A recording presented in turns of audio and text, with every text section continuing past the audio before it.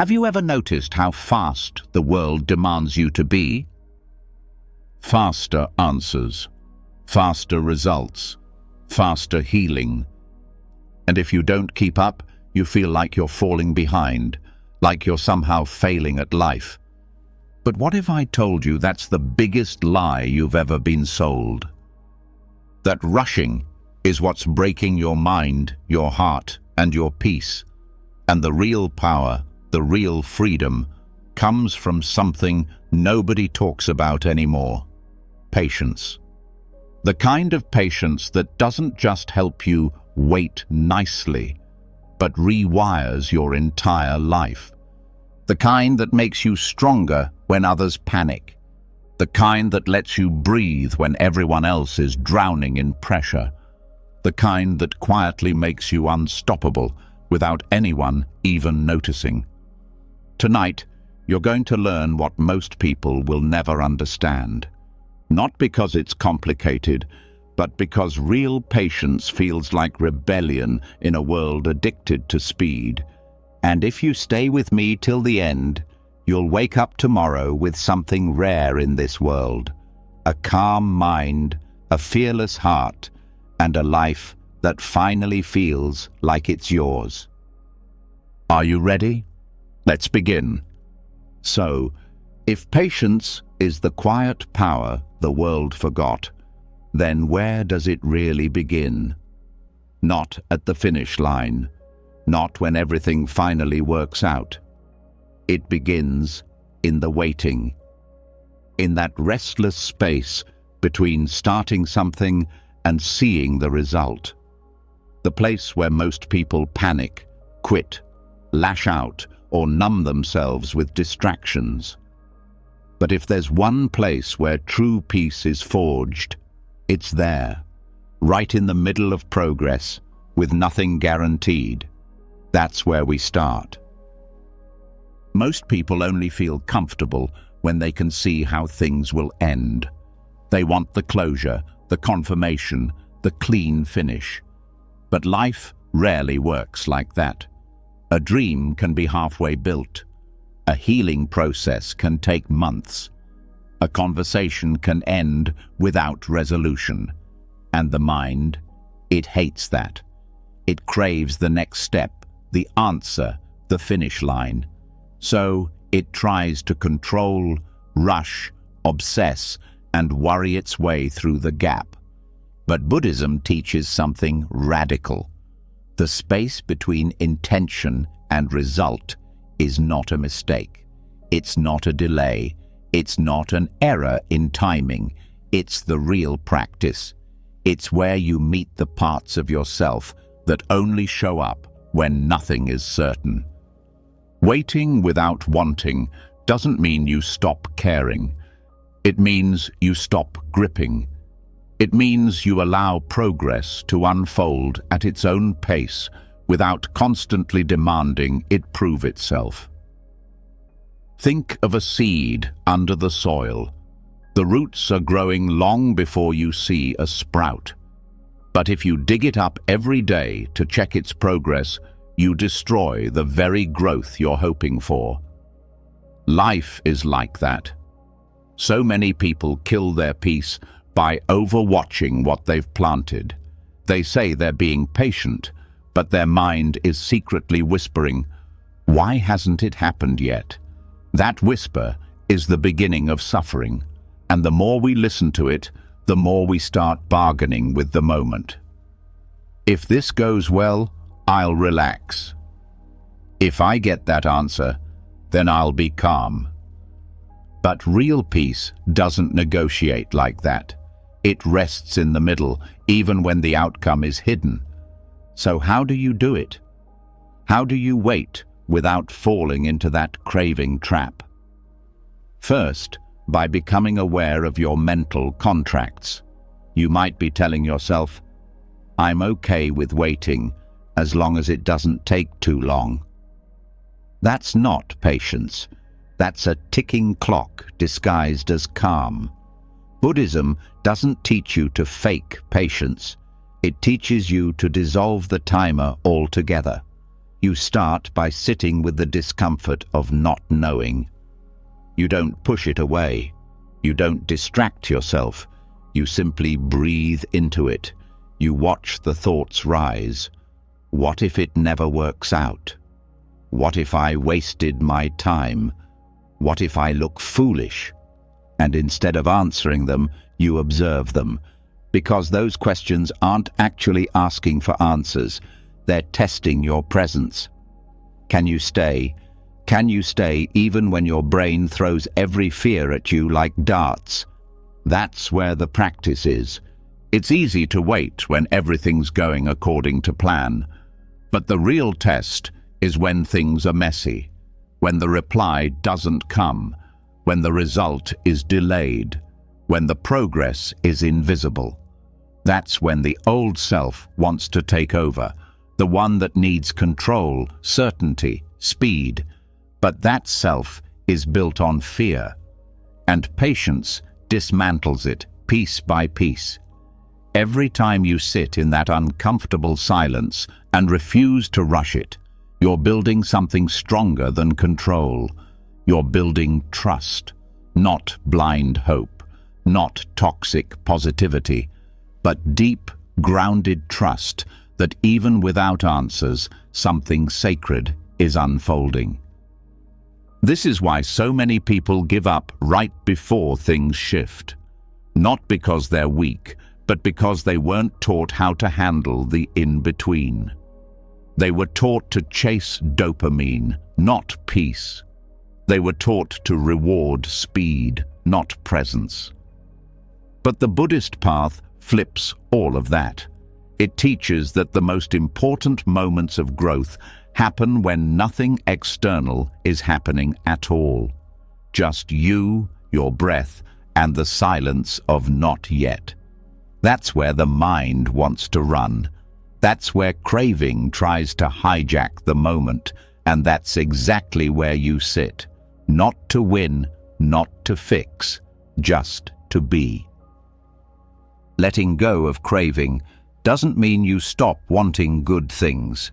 It means your happiness is no longer held hostage by whether or not you get them. You start noticing how much energy you waste obsessing about results. You start noticing how craving pulls you out of the now, how it whispers that this moment isn't enough. But when you really see that clearly, something amazing happens. The craving starts to fall apart. It doesn't have to be pushed away, it just loses its power. Because now, you're not reacting to it, you're watching it. And what is watched loses control. Here's the shift. Stop waiting for the moment to be over. Start being in the moment as it is. Waiting doesn't have to feel like pause, it can feel like presence. The tension doesn't mean something is wrong. It means something is being asked of you, your full attention, your openness, your courage to stop trying to escape it. Because once you realize you can be calm without the outcome no longer owns you. That's real freedom. This is also where identity gets challenged. So many people tie their worth to what they finish, what they produce, what they complete. But Buddhism asks, what if the unfinished version of you is already whole? What if being in process isn't a failure, but a sacred state? That's not how the world usually works. But that's why this path changes everything. It trains you to stop measuring progress by how fast something happens, and start measuring it by how fully you're present in it. Even if it takes weeks, even if it takes years, there are days when you'll feel nothing changing, and that's okay. There are nights when your thoughts will feel heavier because there's no resolution yet. That's part of the training. You're not just learning to be patient, you're learning to live without needing proof, without needing constant signs that something's working. This is how you develop a deep calm that doesn't shatter when things take longer than expected. Because now, You're no longer tied to the timeline. You're tuned into the truth of the moment, which is always now. Craving thrives on future promises. It wants the next thing, the next hit, the next reward. But life doesn't owe us that. And strangely, when you stop demanding it, you start receiving it. Not because you tricked the universe into giving it to you, but because your hands are finally open instead of clenched. You're no longer grabbing, you're receiving. And that's when the middle space, the space between where you started and where you hope to go, starts feeling like home instead of prison. If you've ever stood in a hallway waiting for a door to open, you know the tension. You check your phone, you pace, you wish the wait would end. But what if that hallway is the teaching? What if the real work isn't in what happens when the door opens, but in how you stand there, how you breathe, how you soften, how you stop asking when and start asking, how present can I be with this right now? That's not a passive life, that's an awake one. There will be people who don't understand why you're so calm when things are unfinished. They'll call it detachment. They'll call it laziness. But what they won't see is the depth of your stillness. They won't see how much strength it takes to not chase, not cling, not crave. That's because the world doesn't reward inner strength. It rewards outer noise. But Buddhism isn't here to reward you, it's here to free you. And you can start small. Waiting in traffic without swearing, standing in line without checking your phone, letting someone finish their sentence without rehearsing your reply. Every time you do this, you're breaking the habit of impatience. You're no longer feeding the craving monster that says, now, now, now. You're saying, this is enough. This moment matters too. It's okay if you don't master it overnight. This isn't about perfection. It's about persistence. It's about choosing again and again to return to the moment even when it's dull, uncomfortable, or uncertain. That's the real path. And it leads to something deeper than results. It leads to resilience. The kind that doesn't crack when life takes longer than expected. The kind that sits in silence and hears the sound of peace even when nothing is resolved. So next time you find yourself in the middle, between hope and outcome, between effort and reward, don't run, don't rush. Rest there, not because it's easy, but because it's sacred. That space you want to escape. That's the doorway to the patience that will carry you through everything that's yet to come. If resting in unfinished moments teaches you how to stay when your mind wants to run, there's another hidden battlefield most people never even notice: your tongue. Right there, in the split second between someone's words and your answer, an entire world of peace or chaos can unfold. Most people never realize it. They speak too soon, react too fast, throw words like weapons without even seeing the damage. But Buddhism teaches something powerful. Real strength often shows up not in what you say, but in what you don't say yet. Speech is energy. Once it leaves your mouth, it can't be taken back. And when you speak in a rush, out of anger, fear, or pride, you scatter your own peace into the wind. You trade wisdom for impulse. The soft power of delayed speech isn't about silence for silence's sake. It's about protecting the sacred space between stimulus and response. It's about giving your own mind enough room to breathe, enough room to choose a response rooted in clarity, not chaos. Because every time you pause before replying, you're not just controlling your mouth, you're training your mind. In daily life, the moments where this power matters most are usually the smallest ones.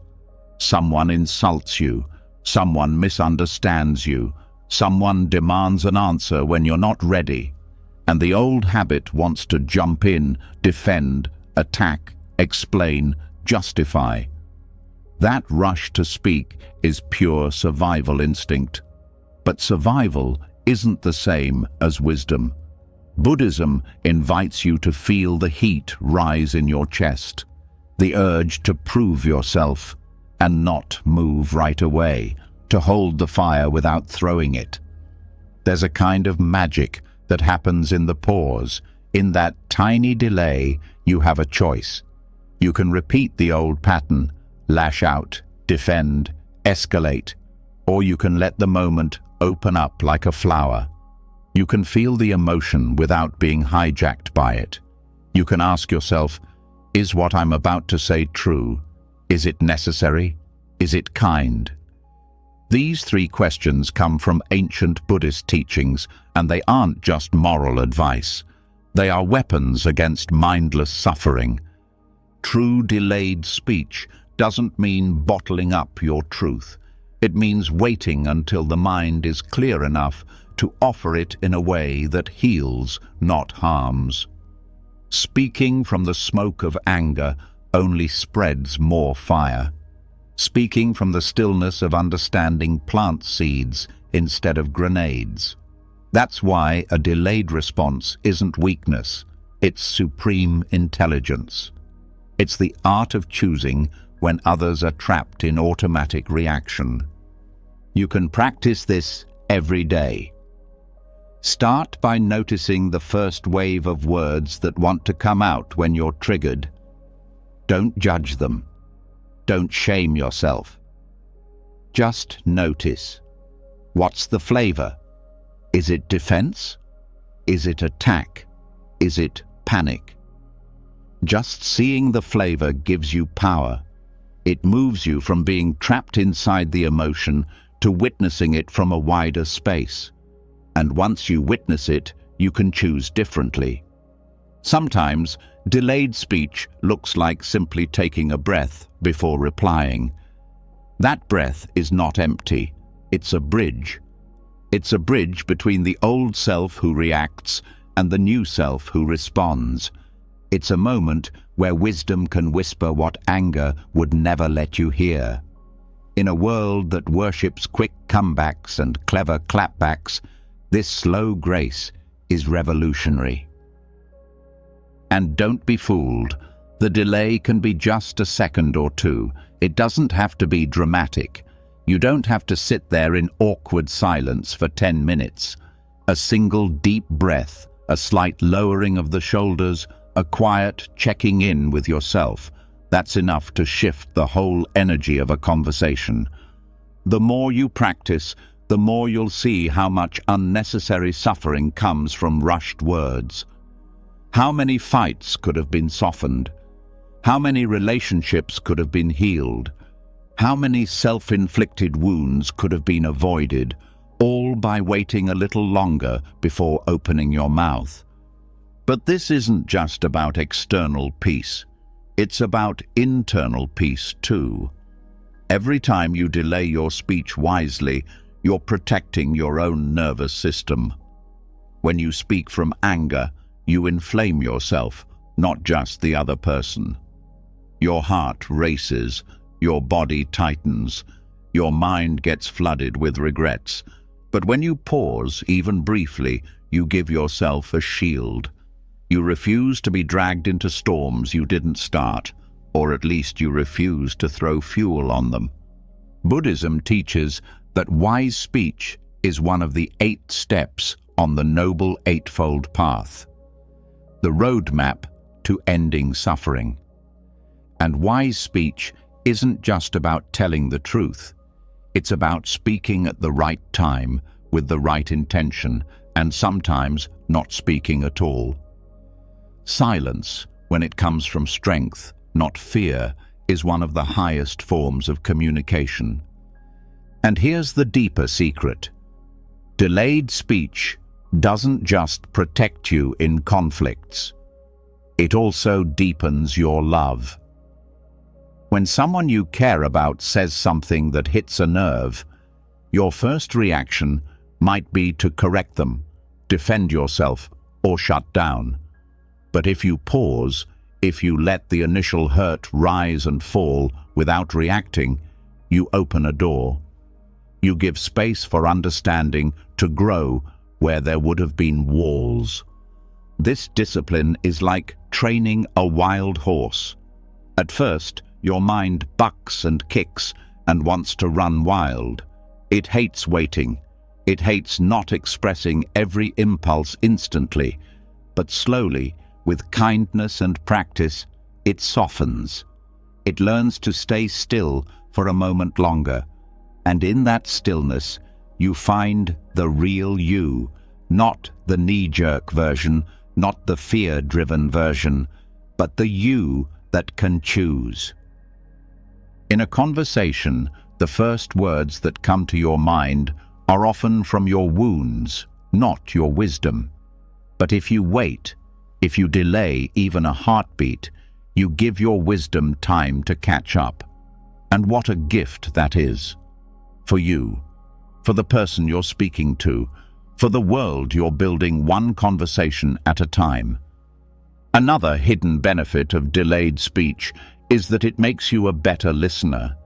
If you're not rushing to reply, you start hearing things you would have missed. The hurt behind someone's anger, the fear behind someone's attack, the loneliness behind someone's arrogance. When you aren't busy preparing your next sentence, you can actually feel the other person. And sometimes feeling them is more powerful than anything you could say. Buddhism isn't about being passive. It's about being powerful in a different way. Not power over others, but power over your own mind. Power over your own reactions.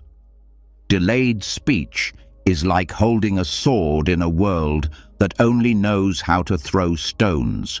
It's silent power. It's inner mastery. And yes, it will be hard at first. You'll bite your tongue and the words will still want to spill out. You'll feel the heat rise and want so badly to interrupt, to correct, to defend. But if you can hold that heat without letting it burst into flames, you're doing something extraordinary. You're breaking cycles that might have been running for generations. You're refusing to pass on the same patterns of reactivity that caused so much pain before. Over time, you'll notice something incredible. When you stop reacting automatically, people stop expecting you to.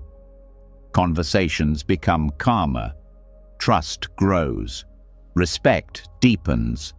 Not because you dominate the conversation, but because you bring presence into it. You become the still point in the storm, and that stillness changes everything. In the deepest sense, delayed speech is an act of compassion. Compassion for yourself, not to regret words you didn't mean. Compassion for others, not to inflame their suffering with your own pain. Compassion for the space between two human beings, where healing or harm can happen with just a few words. So, next time your mind rushes to speak, remember, every second you wait, every breath you take, is a vote for peace over chaos.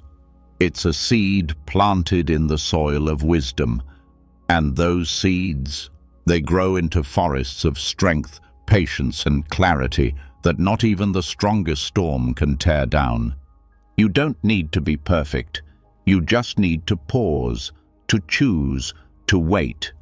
And in that waiting, you'll find a power most people never even taste. The quiet, unshakable strength of speaking only when your heart is ready and not a moment before. Learning to pause before speaking teaches you how powerful a few seconds can be. But what if the real secret to deep, unshakable patience isn't found in the big moments at all? What if it's hidden in the tiniest cracks of the day, the ones so small most people step right over them without even noticing? If patience can be built one heartbeat at a time, then real mastery begins where almost nobody is looking. Most people think patience is about surviving big tests, waiting for a job offer, holding on through heartbreak, staying calm during a crisis. And while those are important, they're just the surface. The real roots of patience grow underground in the unnoticed places. It's in the tiny seconds where irritation creeps in. It's in the quick flashes where the mind wants to rush. It's when the coffee takes too long to brew, when the elevator is slow, when the person in front of you forgets their wallet at the checkout counter. That's where the real training ground is. And if you miss those moments, you're missing 90% of the path. Micro-patience isn't dramatic. It doesn't feel heroic. But it rewires your entire nervous system from the inside out. Every tiny moment you practice enduring a small delay without reacting feeds a deeper well of calm. It's like adding drops of strength into a hidden reservoir. Drops that one day, when life truly tests you, will become the ocean you float on instead of drowning. The mind hates small delays. It screams, "This is pointless, this is annoying, this doesn't matter."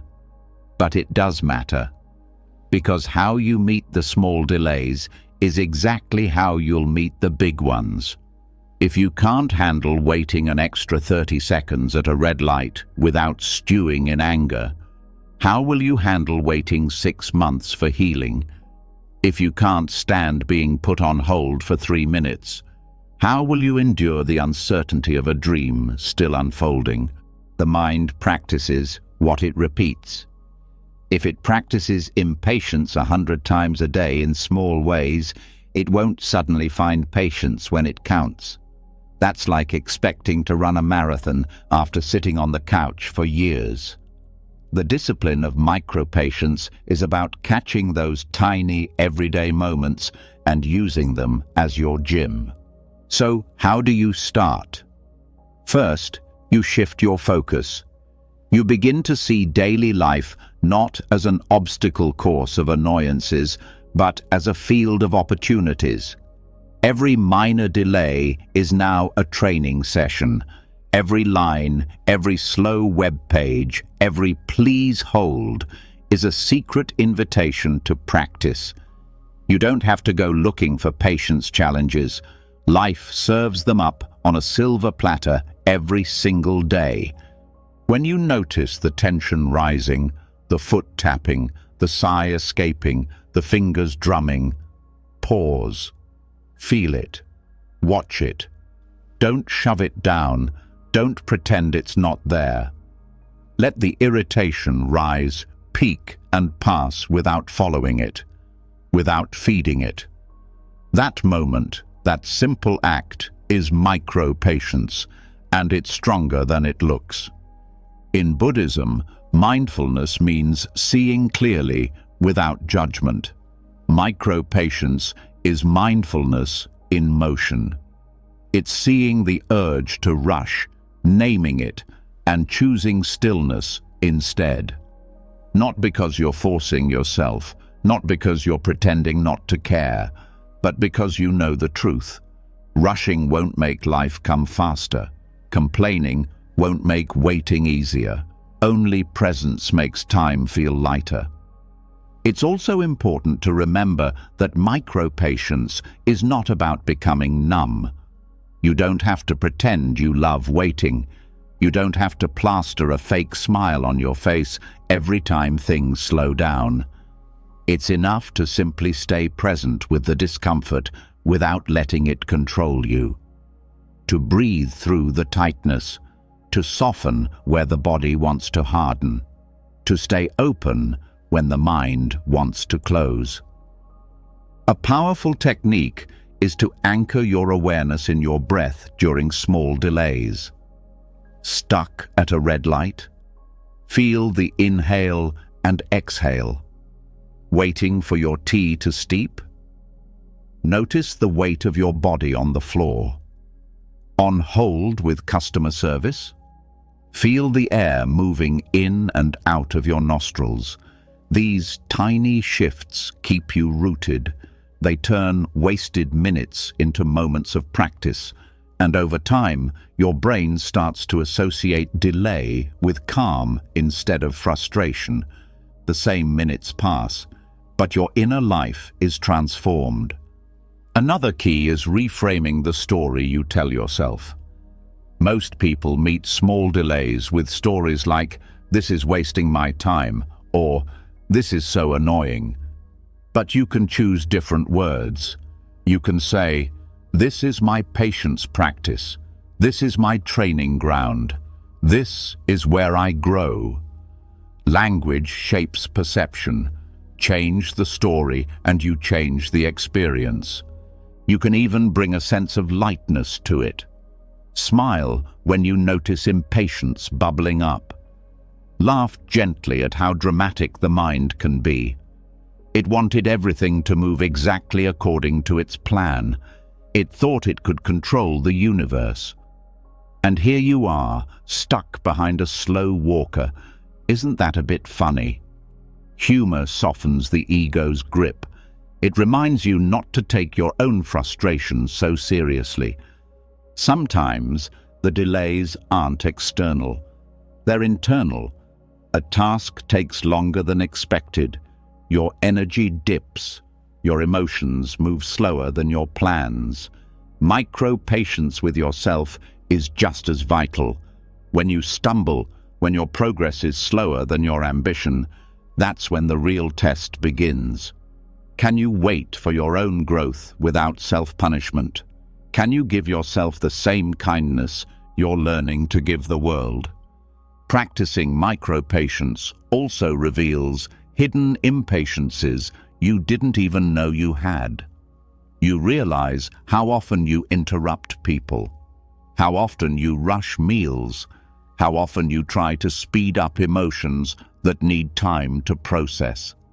Seeing these patterns isn't a failure, it's gold. Because what you can see, you can change. Over weeks and months, micro-patience reshapes you. The small weights become easier, the bigger weights become manageable. And when life throws something massive your way, a diagnosis, a heartbreak, a dream deferred, you'll find that your heart doesn't collapse under the weight. You've trained for this. You've been building an invisible strength in the quiet moments nobody applauds, nobody sees, and it will hold you steady when it matters most. In the end, patience isn't built in grand, heroic gestures. It's built in small, almost invisible victories. One breath at a time, one pause at a time, one delay at a time. Nobody may notice from the outside, but inside, you'll know, you're no longer a slave to the clock, to the rush, to the craving. You're rooted, you're steady, you're free. Because true patience isn't something you find once and keep forever. It's something you cultivate daily, seed by seed, moment by moment, in the tiny spaces everyone else rushes past. And when you look back, you'll realize those small moments you almost ignored were the moments that changed your life. Training micro-patience in daily life teaches you to stay steady in the small storms. But what happens when the storm isn't outside? What happens when it's inside? When your mind feels messy, your heart feels heavy, and your thoughts pull you in 100 different directions. This is where many people give up. They think patience should feel peaceful. They think waiting should feel clean. But real patience asks something much harder. to stay right in the middle of emotional confusion without running, without shutting down, without turning bitter. That's where the real roots of strength grow, deep down under muddy waters. Nobody talks about the fact that sometimes patience feels ugly. It feels like sitting with a mind that won't calm down, emotions that won't make sense, fears that won't untangle. And the temptation is strong to label it as failure. To think, if I were truly patient, I would feel calm right now. But that's not true. Buddhism teaches that real patience doesn't require the chaos to go away. It requires you to stop demanding that it go away. It requires you to sit down in the mud of confusion, stay awake, and keep breathing. Think of the lotus flower. It doesn't bloom in clear water. It blooms in thick, murky, messy swamps.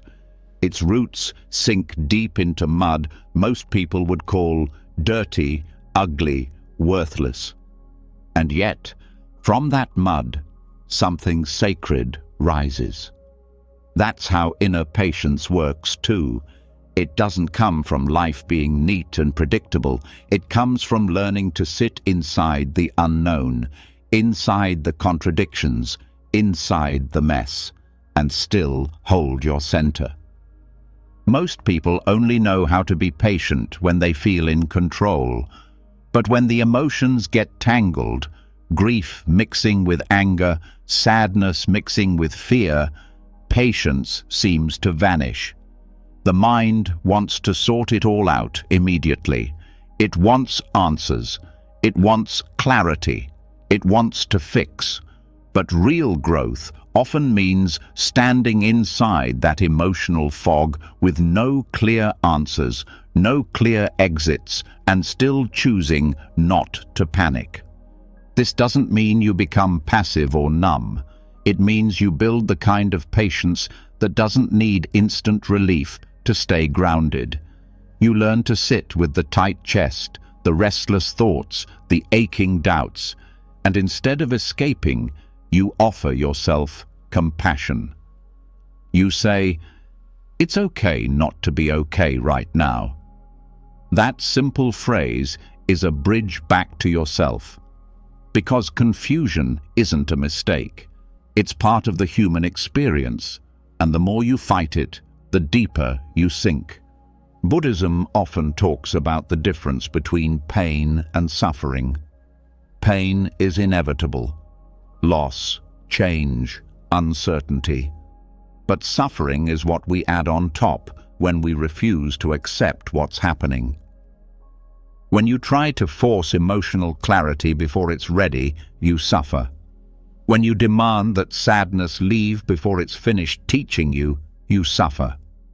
But when you allow the emotions to be muddy, unclear, unfinished, something shifts. The suffering starts to dissolve.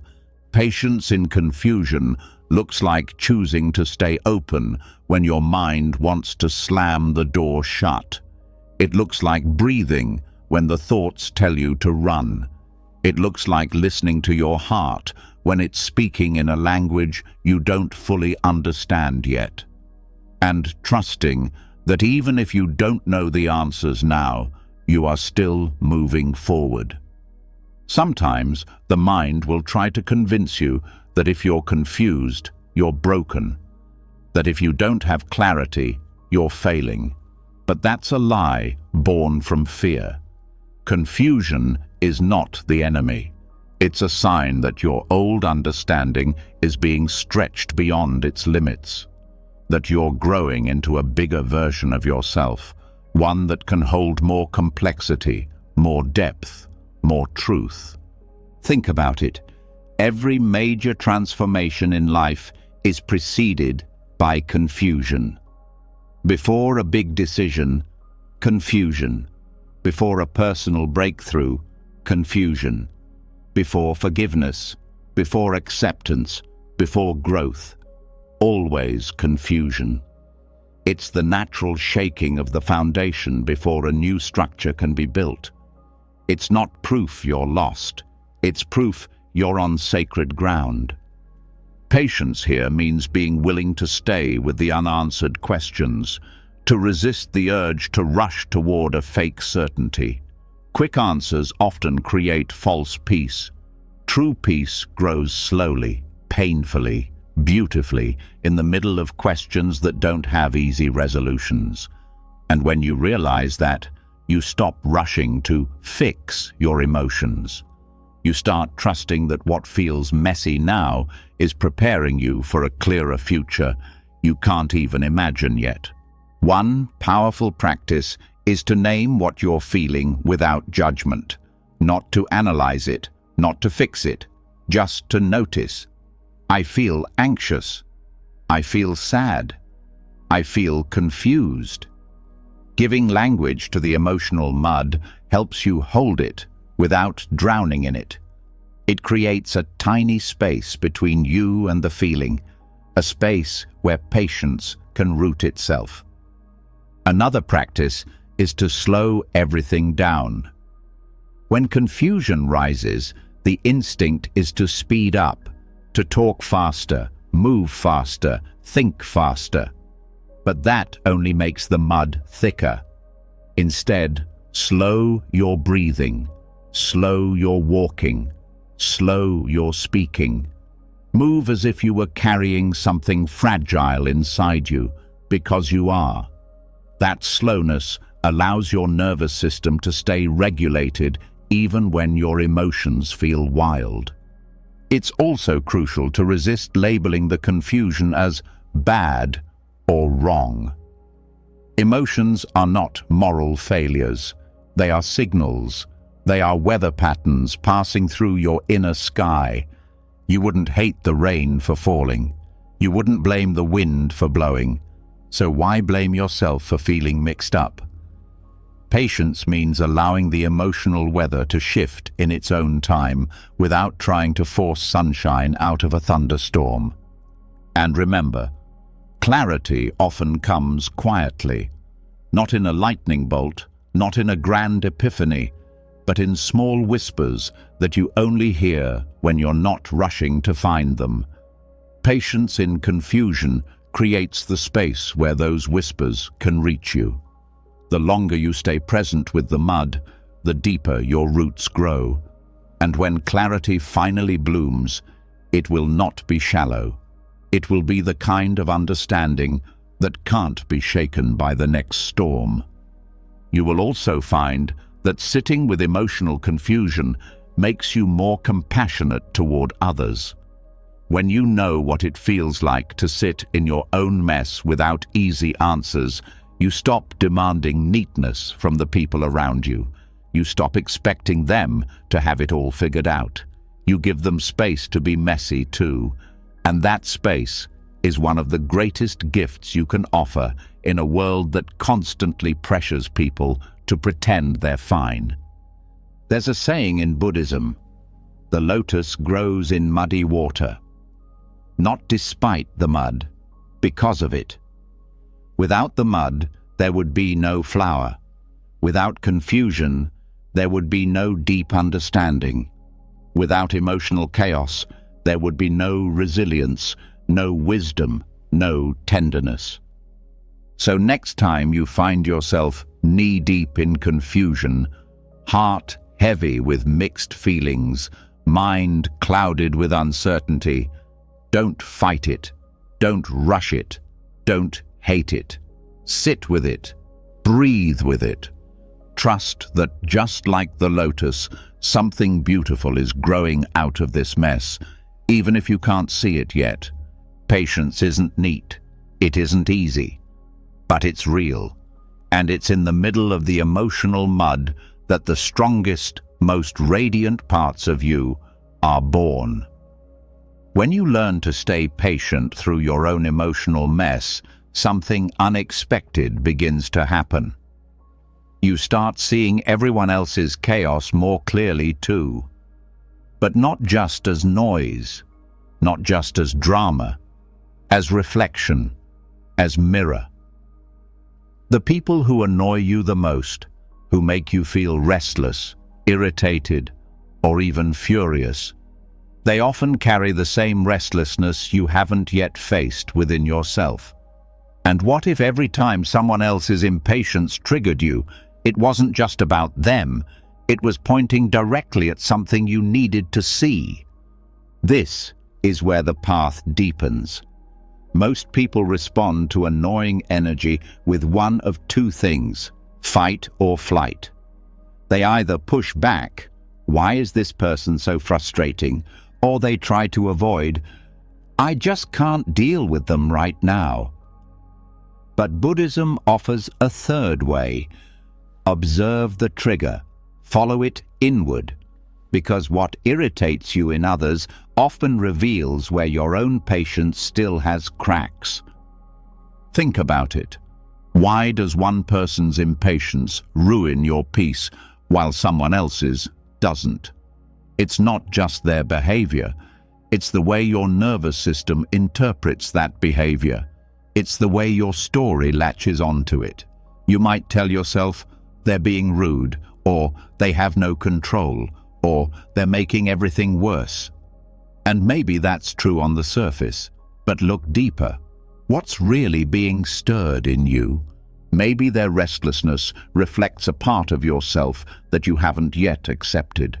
Maybe their need to rush mirrors your own fear of stillness. Maybe their anger touches a part of your past that was never allowed to speak. The point isn't to blame yourself, it's to study yourself.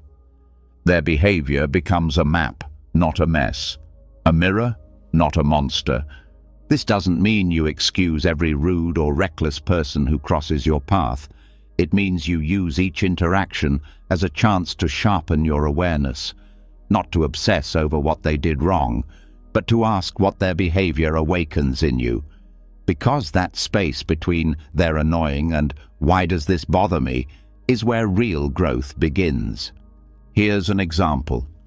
Say someone cuts in line and you feel a surge of irritation. Instead of just thinking, "What a jerk," you pause and ask, "What am I really feeling?" Maybe it's disrespect. Maybe it's fear of being overlooked. Maybe it's a memory of all the times you stayed silent when you didn't want to. The present moment opens the door to a buried wound, and now, because of this stranger, you get to meet it. This practice requires brutal honesty. You have to stop clinging to the idea that you're always the calm one, the wise one, the good one. Because the truth is, no one is calm all the time. No one is wise every moment. And every person who triggers you is holding up a mirror to the parts of you that still want to be seen, healed, understood. You'll also start to notice patterns. Maybe every time someone speaks too slowly, you get impatient. Why? Maybe you were raised to rush, taught that stillness meant laziness. Maybe deep down you associate slow speech with incompetence, and that stirs up your own fear of being seen as weak. Again, the behavior of the other person is just the spark. What it lights up inside you is the real lesson. This reflection doesn't just help you become more patient, it makes you more compassionate. When you see that their impatience is just their fear wearing a mask, when you realize it's the same fear you carry in different clothes, the walls between you begin to fall. You stop judging, you start understanding, and suddenly their trigger becomes your teacher. It's also important to be aware of how your own suppressed impatience can surface through judgment. If you've been forcing yourself to appear calm when you're actually frustrated, someone else's loud expression of that same emotion can feel unbearable. Why? Because they're expressing what you've been trying to hide. Their presence threatens the identity you've worked so hard to maintain, but that threat is actually an invitation to stop pretending, to start being real, to let yourself feel what you've been stuffing down. Another layer of this is projection. The things we dislike in others often reflect the traits we disown in ourselves. If you've told yourself that you're never angry, the person who shows rage becomes intolerable. If you see yourself as endlessly patient, the impatient person feels like a threat. But what if their impatience is showing you where yours still hides, quietly, subtly, but still there? And what if welcoming that truth, instead of denying it, made you more whole? This doesn't mean you absorb everyone else's energy. It means you stay curious. You keep your center while watching what rises in you. You learn to say, "This person's impatience is touching something tender in me. What is it?" And even if you don't get the answer right away, the act of asking softens the sharpness. It turns reaction into reflection, and reflection is where wisdom lives. There's also the possibility that their impatience is not mirroring something you are, but something you fear becoming. Maybe you're terrified of being that loud, that reactive, that out of control, and their presence forces you to confront the part of yourself that you try to keep buried.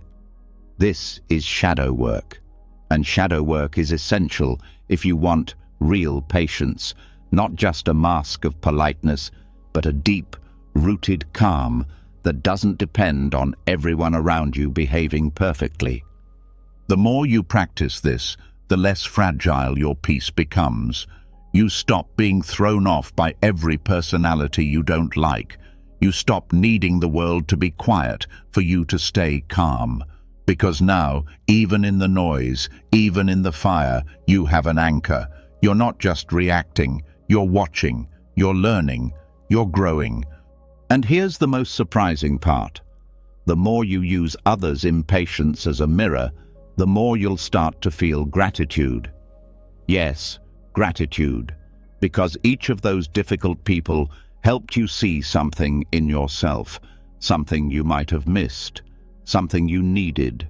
They didn't give it kindly, but they gave it, and you, because of your commitment to this path, turned it into gold.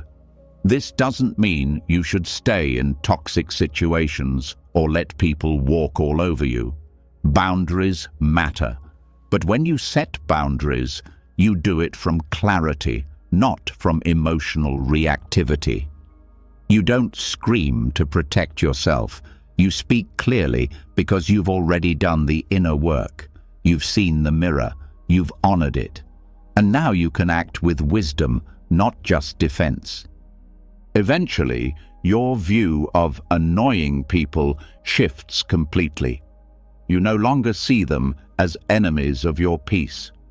You see them as part of your training, part of your unfolding, part of your own journey to deeper self-awareness. And slowly, you become unshakable, not because life stops being irritating, but because you've stopped running from what the irritation reveals. So next time someone's behavior stirs something in you, don't just roll your eyes. Don't just walk away. Look inside. Ask the hard question, what are they showing me about myself? And then breathe. Watch. Stay open. That moment could change everything. Once you start using the impatience of others as a mirror, you realize something deeper. It's not just people that trigger your restlessness.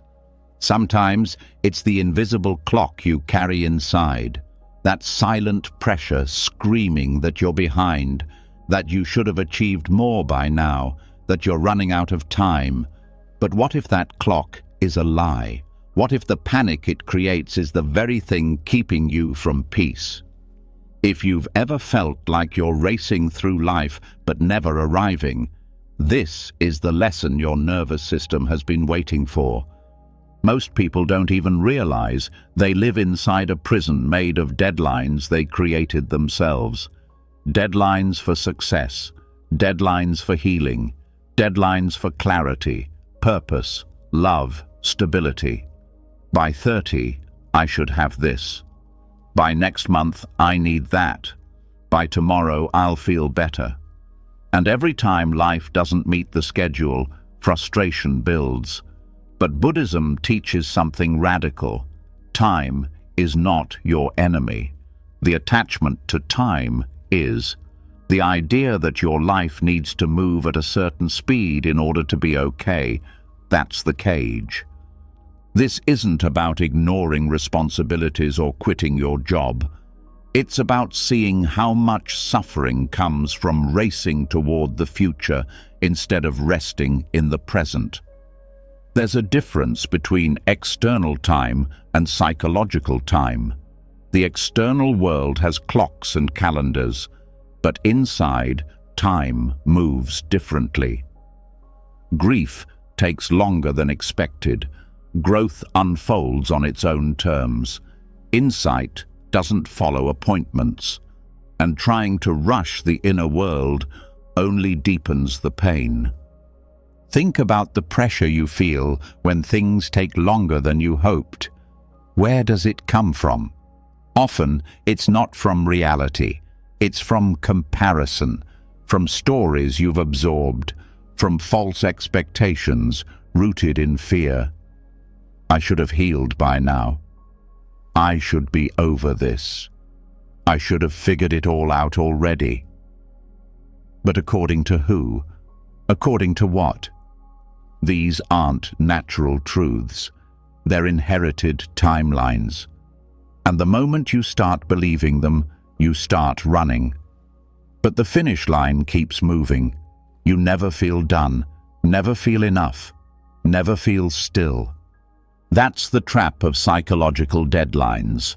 They give you the illusion of structure, but steal your peace. They make you think you're progressing, when all you're really doing is sprinting through a life you haven't even tasted. And what's worse, when the deadline passes and you haven't arrived, shame kicks in, as if being behind schedule makes you broken. But you're not broken. You're just living in a culture that forgot how to move slowly. Slowing down doesn't mean losing momentum. It means moving with presence. It means letting go of the belief that your worth depends on how fast you get there, whatever there even means. The truth is, most people are chasing deadlines that never actually deliver the peace they promise. They say, once I reach this point, I'll relax. But the mind doesn't work that way. It just moves the goalpost. And so you live your whole life waiting for a peace that never arrives, because you never stopped long enough to notice that it was available all along. When you slow down, something powerful happens. You start feeling time differently. Minutes expand. Emotions settle. Ideas ripen. You stop trying to bend life to your schedule, and instead you start listening to the rhythm of life as it actually is. Some things grow fast. Some things take seasons. Some things, like wisdom, trust, and deep love, can't be rushed no matter how hard you try. And the moment you stop trying to rush them, they finally begin to bloom. One of the simplest ways to exit psychological urgency is to question the internal pressure when it arises. When you feel that inner voice saying, "This needs to happen now," pause. Ask it, why now? Who said so? What am I afraid will happen if I wait? Often, the urgency is a mask for fear. Fear of being left behind, fear of being forgotten, fear of being unloved, unworthy, invisible. But naming the fear makes the deadline lose its power. Now, you're not chasing a ghost. You're facing a feeling, and that's where freedom begins. Another practice is to deliberately slow down in moments when the rush feels strongest. When you're typing fast, slow your fingers. When you're walking briskly, take half steps. When you're overwhelmed by thoughts, speak slower. These small shifts tell your body and mind, there's no emergency here. And that message ripples through your whole system like a calming wave. It's also helpful to stop measuring your progress by how much you've achieved. In Buddhism, progress is measured by how present you are, not by how far you've gone, not by what you've accomplished, but by how deeply you're rooted in the now, because only in the now can true transformation happen. The future is just a thought, the past is just a memory. But this moment is alive, and it's where your freedom lives. This shift can feel disorienting at first. When you've spent your whole life being rewarded for rushing, slowing down feels unnatural. You might feel guilty, lazy, unproductive, but those feelings are just withdrawal symptoms from a life of addiction to speed, and they pass. What replaces them is a depth of presence that can't be bought, rushed, or faked. Even your relationships change when you let go of urgency. You stop trying to force people to understand you faster. You stop demanding that others move at your pace. You start honoring their timing, just as you're learning to honor your own. And suddenly, communication gets softer. Conflict slows down. Connection deepens. Because when people don't feel rushed, they feel safe. And when they feel safe, they open. There's an old Zen saying, "Nature does not hurry, yet everything is accomplished." You look at the mountains, the rivers, the trees. They're not racing toward a finish line, and yet everything unfolds in perfect timing. You are part of that same nature. You are not a machine. You are not a deadline. You are not late for your life. There's something profoundly healing about accepting that your journey is not supposed to look like anyone else's. The moment you drop the comparison is the moment you start living from your own truth. You stop asking, "Am I where I should be?" and start asking, "Am I here?" And the more you stay here, the more timeless you become. Timelessness isn't about escaping time, it's about slipping underneath it. It's about accessing a state of being where presence replaces pressure, where the mind isn't counting minutes but savoring moments, where you're no longer worried about what's next because what's now is finally enough. This state isn't unreachable. It's not reserved for monks on mountaintops. It's available to you in the middle of your normal day, while cooking, while walking, while waiting. Every time you release the need to rush, you step closer to it. Every time you resist the voice that says, "Hurry up," you train your system to stay grounded in stillness. And here's the deepest truth. Nothing meaningful in life happens on a deadline. Real love doesn't follow a schedule. Grief doesn't stick to a calendar. Awakening doesn't care about your 5-year plan. The most important moments in life arise on their own time. Your only job is to be ready to receive them when they come. And that readiness comes from slowing down, from letting go, from becoming timeless. So the next time you feel behind, late, rushed, panicked, pause, breathe, question the clock inside your mind, and gently remind yourself, you are not a machine. You are not running out of time. You are becoming, and becoming doesn't happen faster with pressure. It happens deeper with presence. Once you step out of the rush and begin to taste the quiet strength of timelessness, another truth slowly comes into view. How you carry your energy matters just as much as how fast you move. And in a world addicted to intensity, noise, and sharp responses, we forget the quiet power of staying warm without boiling over. We forget that real patience isn't frozen stillness, it's a steady, living heat, just like a tea kettle. And in that image lies one of Buddhism's most important lessons. The tea kettle doesn't scream from the start. It doesn't erupt the moment you turn on the heat. It simmers. It holds its warmth. It builds energy slowly, steadily, without rushing. It's not lazy. It's not passive. It's deliberate. And that's what your mind needs to become. Not explosive, not sluggish, just consistently warm.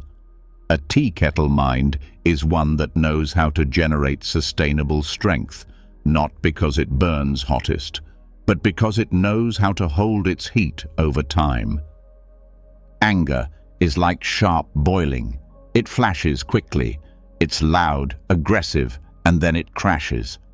Most people live like this, spiking with emotion, then falling into exhaustion. But that cycle doesn't build anything. It destroys relationships, burns energy, and leaves a mess to clean up afterward. Patience, on the other hand, is the slow simmer that allows transformation to actually take root. It's the steady fire under the surface that turns raw into refined. When you live with a tea kettle mind, you don't need to explode to make an impact. You don't need to shout to be heard. You carry an energy that speaks through presence, not pressure. And this kind of energy builds real trust within yourself and with others. Because it's not unstable, it's not unpredictable, it's consistent, it's strong, but never violent.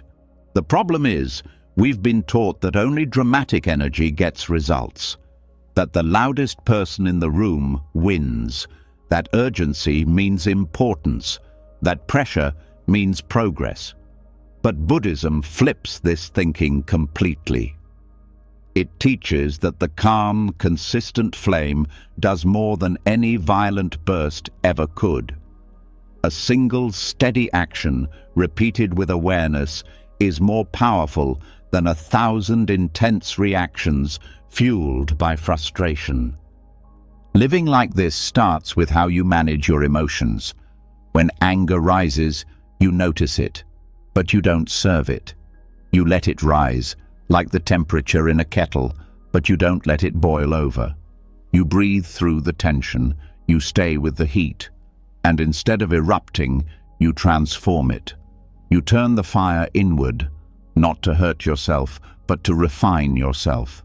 Like how heat purifies water, your awareness purifies the emotion. You stay with it long enough for it to soften into wisdom.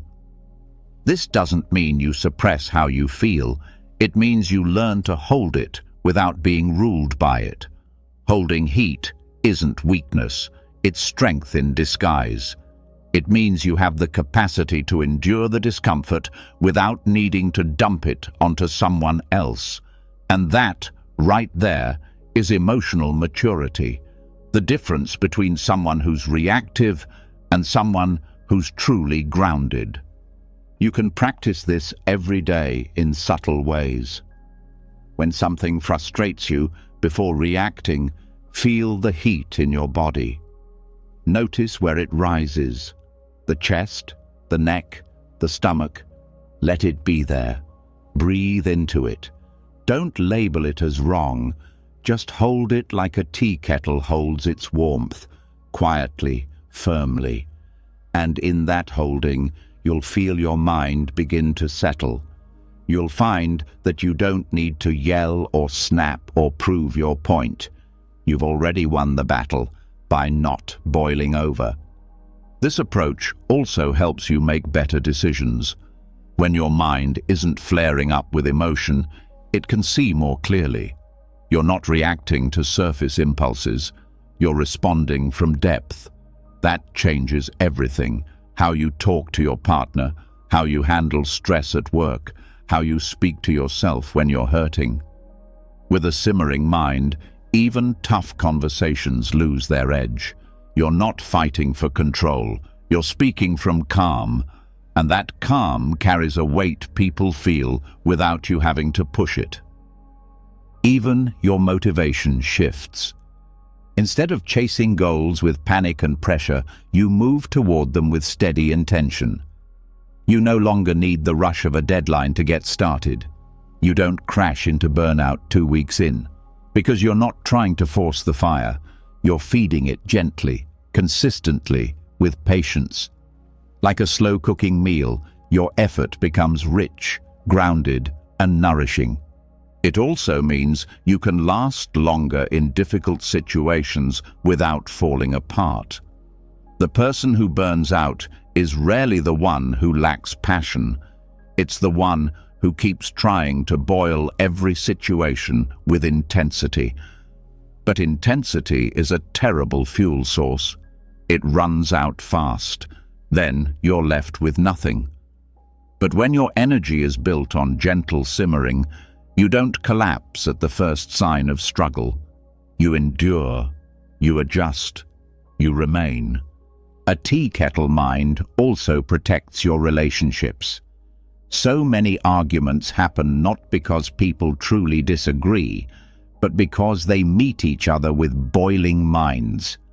One person lashes out, the other responds with heat, and suddenly the whole conversation is steam and pressure. But when even one person stays in simmer mode, the dynamic changes. You don't need to match their fire. You hold your own warmth, your own peace, and often that softens them too. This doesn't mean letting people walk all over you. It means your strength is quiet, not loud. It's steady, not spiking. It's not passive, it's intentional. And that makes it far more powerful than aggression ever could be. There's also something deeply nourishing about carrying this energy within yourself. You become a refuge, not just for others, but for yourself. When life gets hard, when emotions get tangled, when the world spins too fast, you become the one place you can trust, because you know how to simmer. You know how to hold pressure without exploding.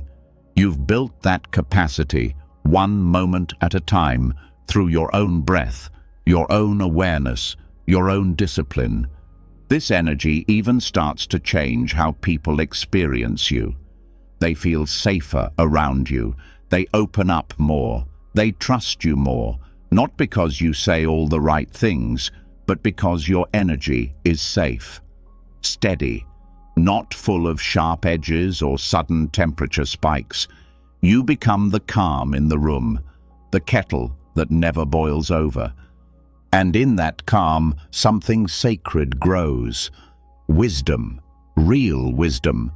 Not the kind that just knows the right answer, but the kind that knows when to speak, when to wait, when to hold, and when to let go.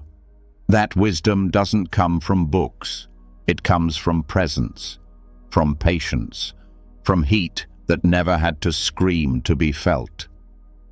So next time you feel your inner fire rising, pause. Don't try to kill it. Don't fear it. Hold it like a tea kettle holds warmth. Let it rise slowly. Let it teach you. And when the moment comes to speak, to act, to decide, you'll be ready, not with a burst, but with a clarity that could only come from a mind that simmered instead of boiled. After learning to simmer instead of boil, something starts to shift, not just in how you react, but in how you hope, in how you expect things to unfold.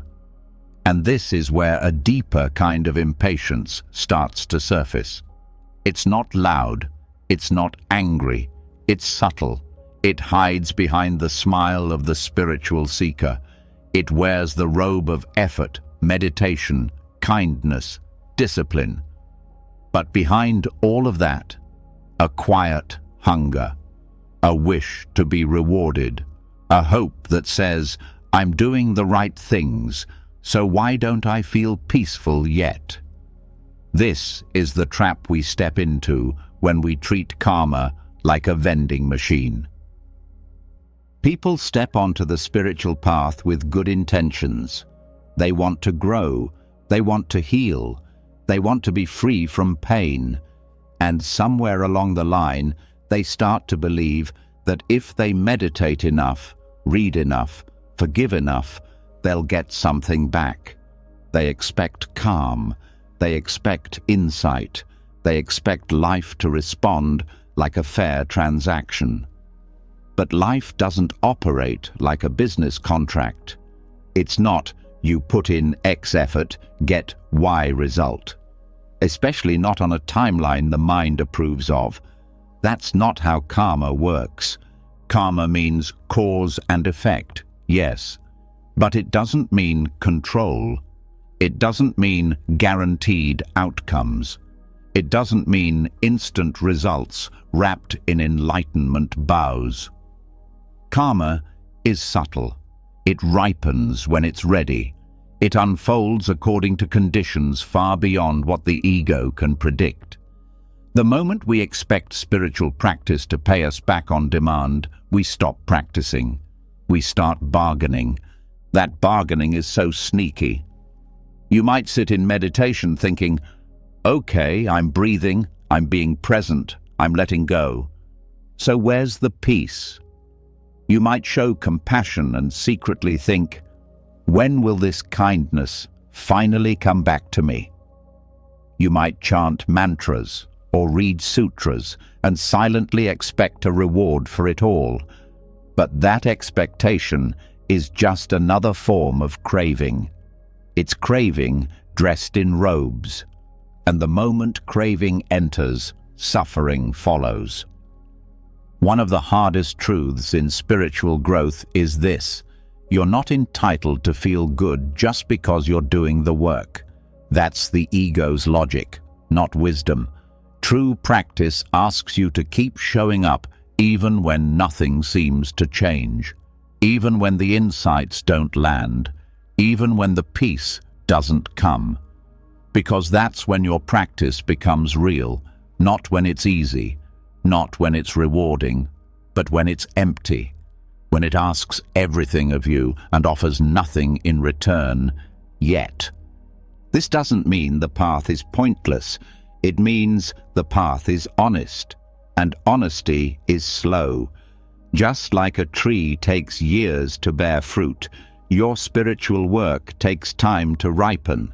And you don't dig up the roots just to check the progress.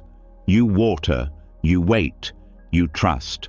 And that trust becomes your real teacher. Many people fall into despair because they mistake silence for failure. They think, I've been doing the work, but I still feel anxious, still feel lost, still get triggered. What's the point? But that's the moment you need to remember. Karma isn't always loud. Growth isn't always visible. Insight doesn't always come with fireworks. Sometimes the biggest changes are happening underground, in ways you can't yet see. The stillness is the work. You might be softening old habits you don't even realize are loosening. You might be purifying lifetimes of conditioning just by sitting in silence each morning. You might be planting seeds of clarity that won't bloom for years, but they're blooming. You just haven't met them yet. This is why letting go of immediate results is such an important part of patience. It clears the air of expectation. It makes room for grace to move on its own schedule. You're no longer trying to use Buddhism or meditation or mindfulness as tools to force peace. You're letting them do what they're meant to do, transform you slowly, deeply, from the inside out. And ironically, the moment you stop chasing results is when they start to show up. Not because you manipulated them, but because your energy is finally clear enough to receive. You're no longer holding out your hands, demanding something. You're sitting open, available, patient. That space attracts what you're striving pushed away. This detachment doesn't mean you stop caring. It means your caring becomes unconditional. You meditate not because it gives you peace, but because it's how you return to yourself. You forgive not because it guarantees healing, but because it's who you want to be. You practice kindness not for karma points, but because kindness makes you lighter, even when no one notices. These actions become your way of being, not a transaction, but a transformation. It also protects you from burnout. So many people burn out on the spiritual path because they treat it like a productivity hack. How can I fix my anxiety in 5 steps? How can I manifest the life I want in 30 days? But the soul doesn't work like that. It resists being turned into a project. And when your practice becomes just another way to control your experience, it collapses under its own pressure. The alternative is surrender. Not in a weak way, but in the strongest way possible. Surrender means showing up for your practice like you would for someone you love, not because they owe you something, but because it's your joy to show up. Because the relationship itself is sacred, and with every moment you dedicate to presence, to compassion, to mindfulness, you strengthen that relationship, even if nothing visible changes. This kind of patience is rare.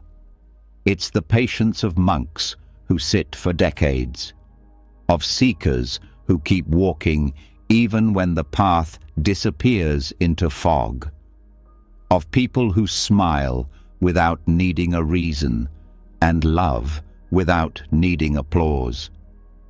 It's the kind of patience that says, I trust that something is unfolding, even if I don't understand it yet. And that trust, that's what transforms your whole life. You stop trying to speed up healing. You stop trying to measure your growth every week. You stop checking your emotional pulse to see if your efforts are working. Instead, you live, you breathe, you show up again tomorrow. You keep planting, because one day, maybe when you least expect it, the peace will bloom. The clarity will arrive. The insight will land, not as a lightning bolt, but as a quiet knowing that you never needed to rush to begin with. So the next time you find yourself thinking, why hasn't this worked yet? Pause, breathe, notice the craving hiding in the question, and choose again. Choose to return to your breath, not for reward, but for refuge. Choose to act with compassion, not for recognition, but because compassion is your nature. Choose to sit, to stay, to trust, without needing proof. Karma doesn't forget. The seeds you plant now are not lost. They're just underground, growing, waiting. Trust that. And when you do, your spiritual path becomes not a race, but a home. Not a vending machine, but a field where every act of love, every breath of awareness, every choice to stay present is planting something sacred. And that sacred thing is already becoming you. Letting go of the need for instant results clears a huge space inside, but into that space creeps another craving, quieter, trickier, and just as dangerous. It's not craving for rewards anymore. It's the craving to be seen a certain way, to be right, to be respected, to be first. Even when you give up chasing peace like a prize, the ego still whispers, at least let me win. At least let me be better. At least let me be important. And if you don't catch it, this hunger can eat your patience from the inside out. The need to be right is one of the deepest traps of the mind. It's a craving that hides inside arguments, inside social media comments, inside silent judgments of people who think differently than you. The ego thrives on it. It builds its walls around it. I'm more awake than them. I'm wiser. I'm ahead. It feels safe. It feels powerful. But that power is hollow.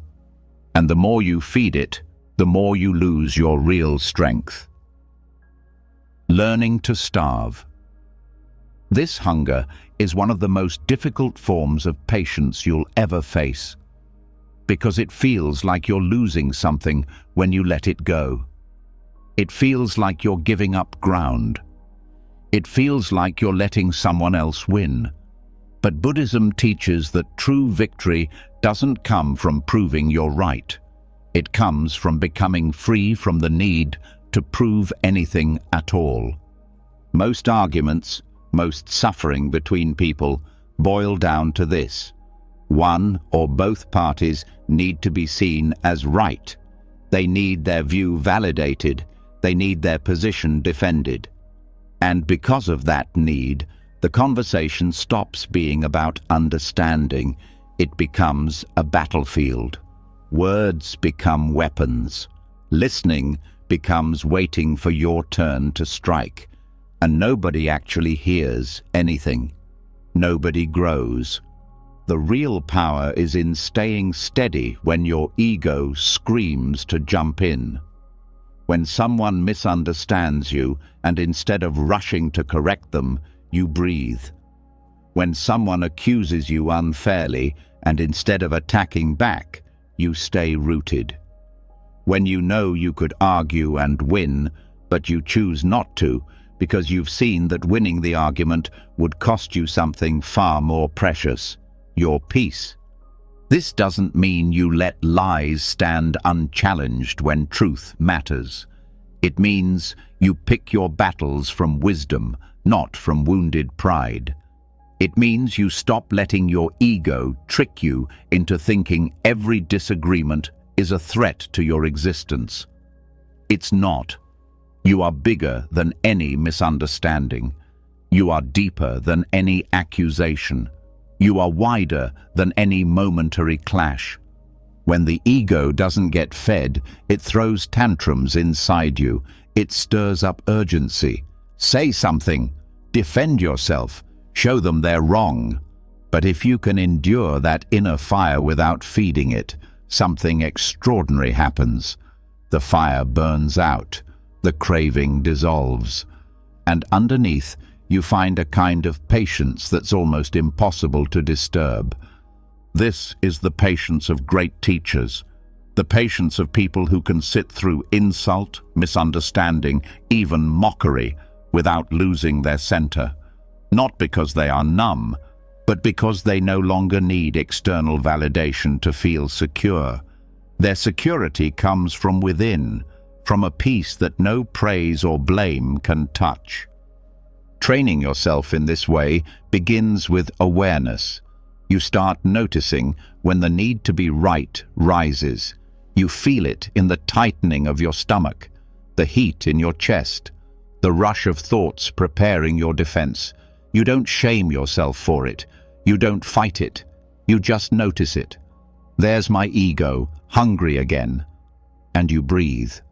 You soften. You let the moment pass without jumping into the game. Sometimes this means sitting silently when every cell in your body wants to correct someone. Sometimes it means listening fully to a viewpoint you disagree with without interrupting. Sometimes it means walking away from a fight that your pride desperately wants to win. Every time you do this, you're not losing. You're winning the only battle that matters, the battle against your own inner need for superiority. And here's the secret.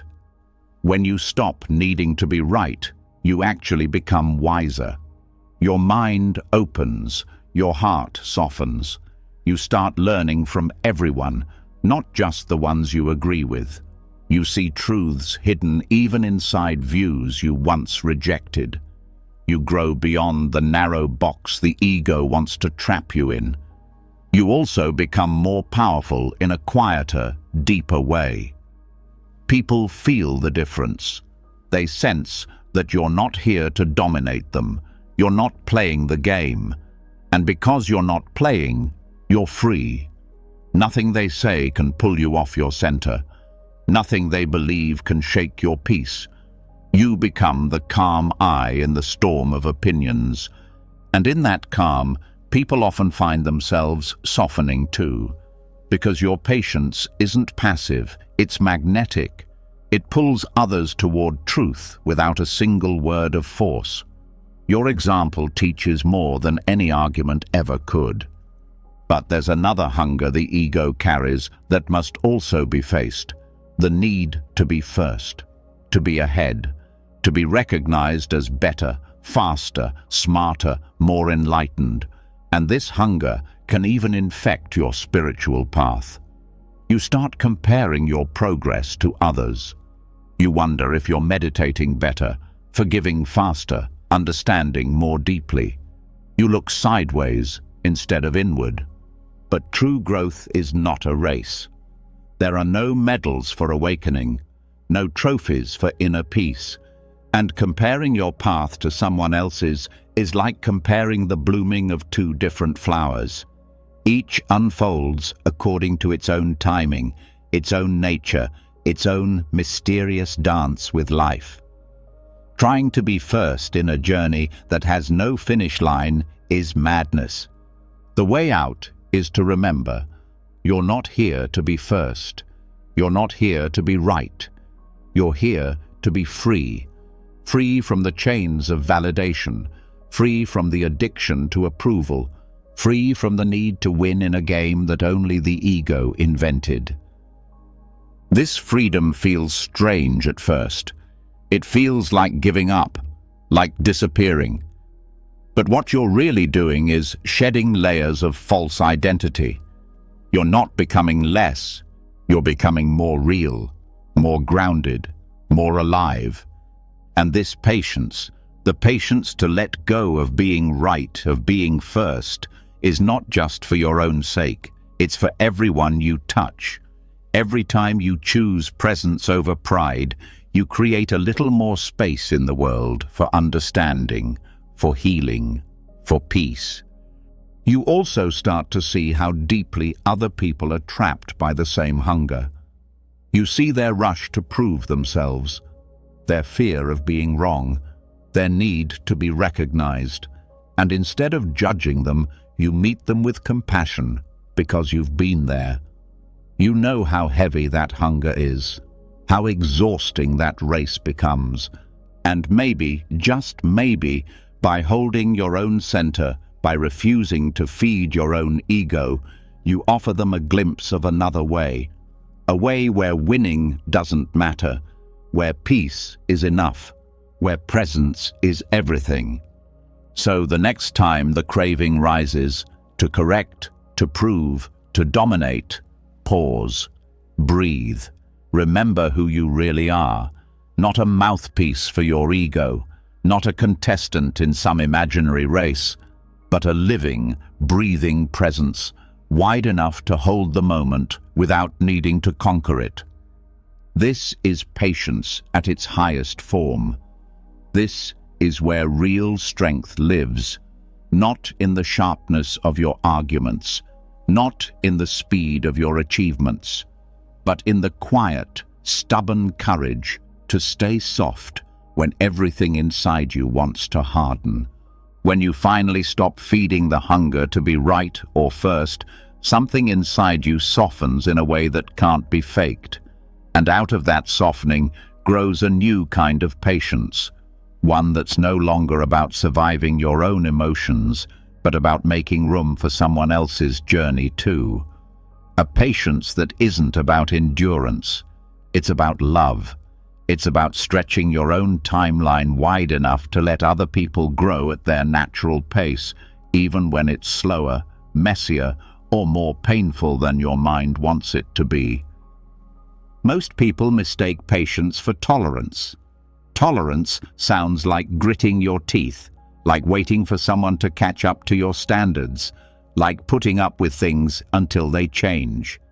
But Buddhism teaches a deeper truth. Real patience is compassion stretched across time. It's not waiting for someone to improve so you can finally love them.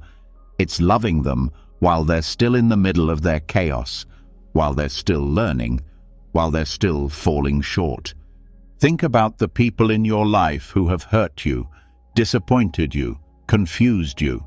The ones you want so badly to wake up, to do better, to get it together. Your mind tells you that once they change, everything will be fine. But real compassion asks a harder question. Can you stay open even before they change? Can you let go of the need for them to evolve on your timeline? This doesn't mean accepting abuse or staying in harm's way. It means recognizing that real growth cannot be forced, not in yourself, not in anyone else. You can inspire, you can guide, you can love. But you cannot speed up someone else's awakening.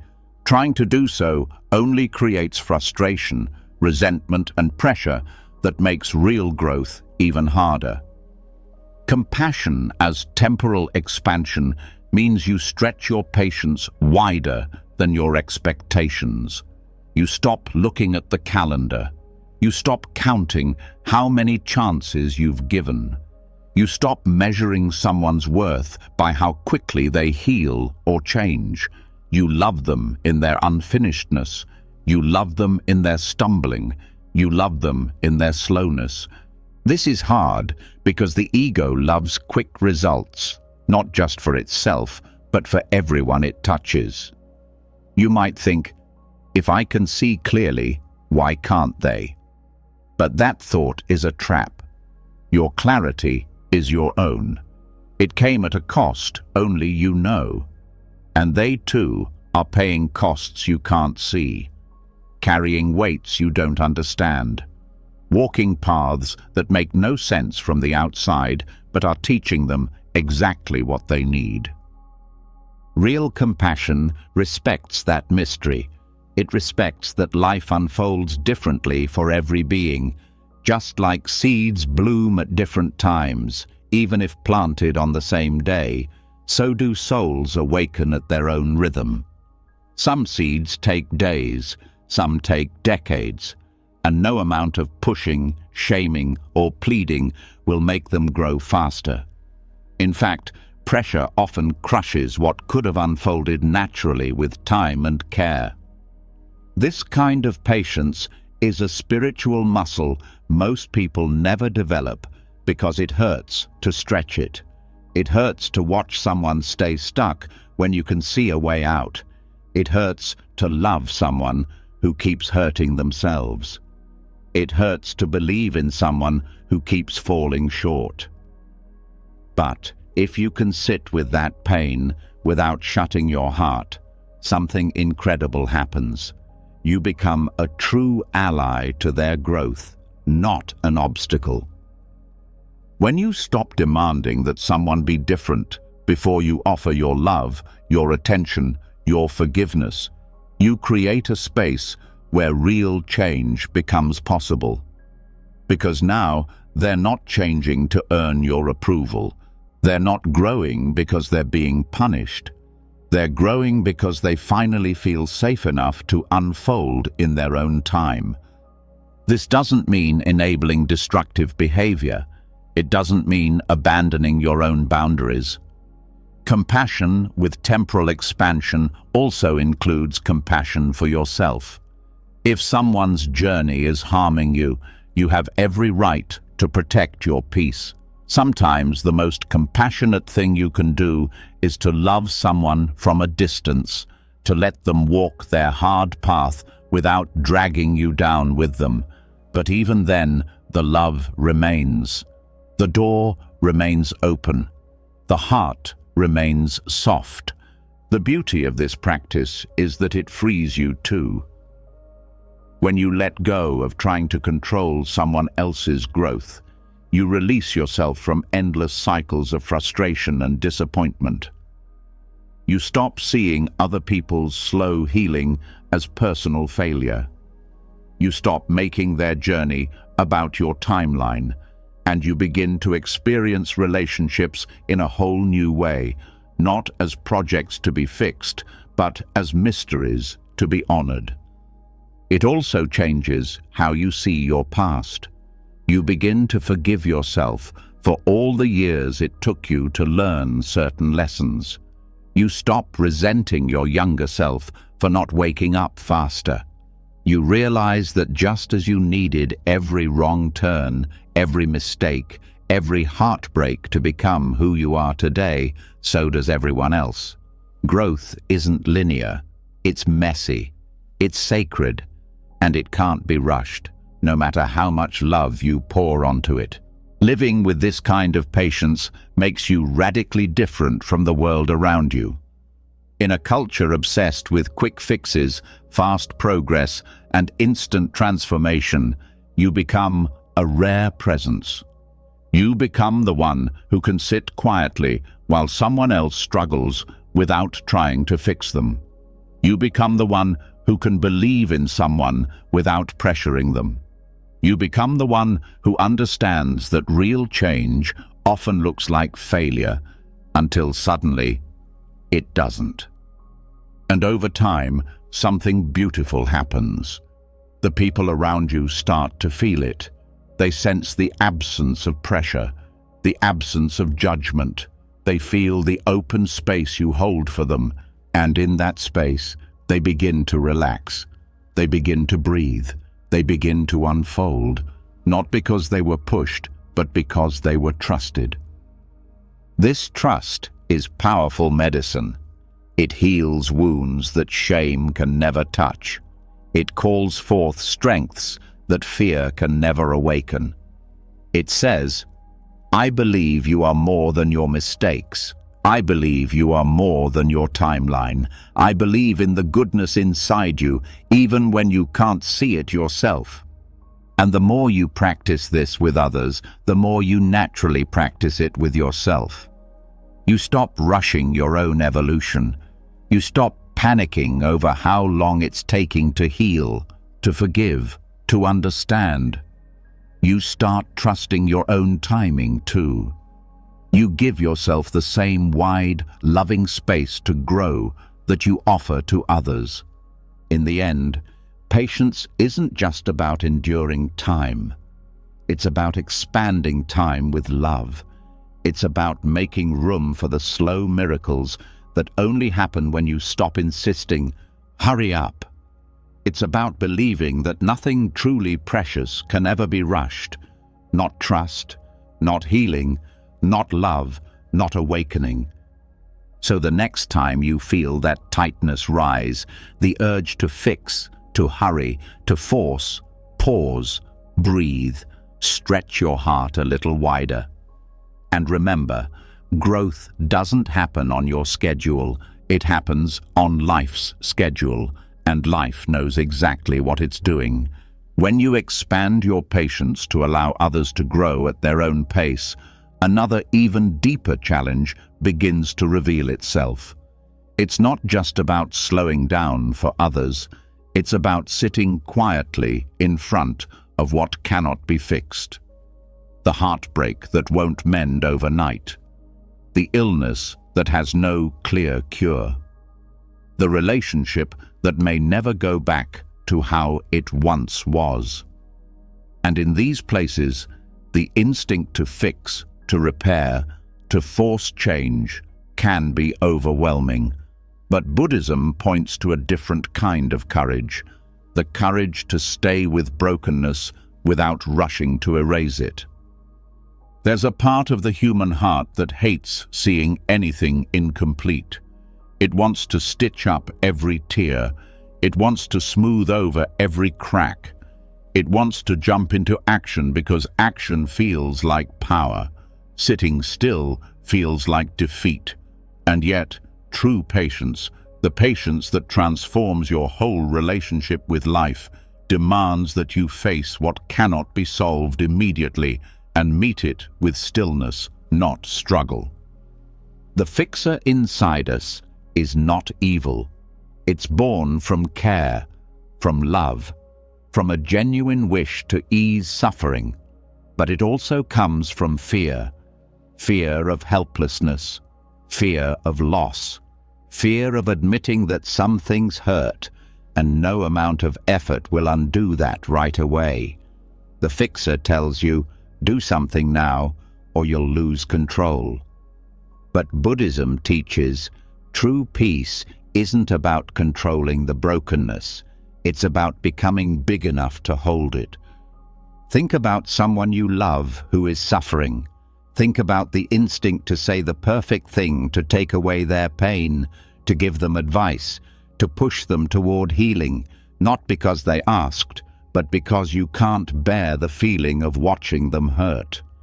And in that moment, if you look closely, you'll see it's not just about helping them, it's also about trying to soothe your own discomfort.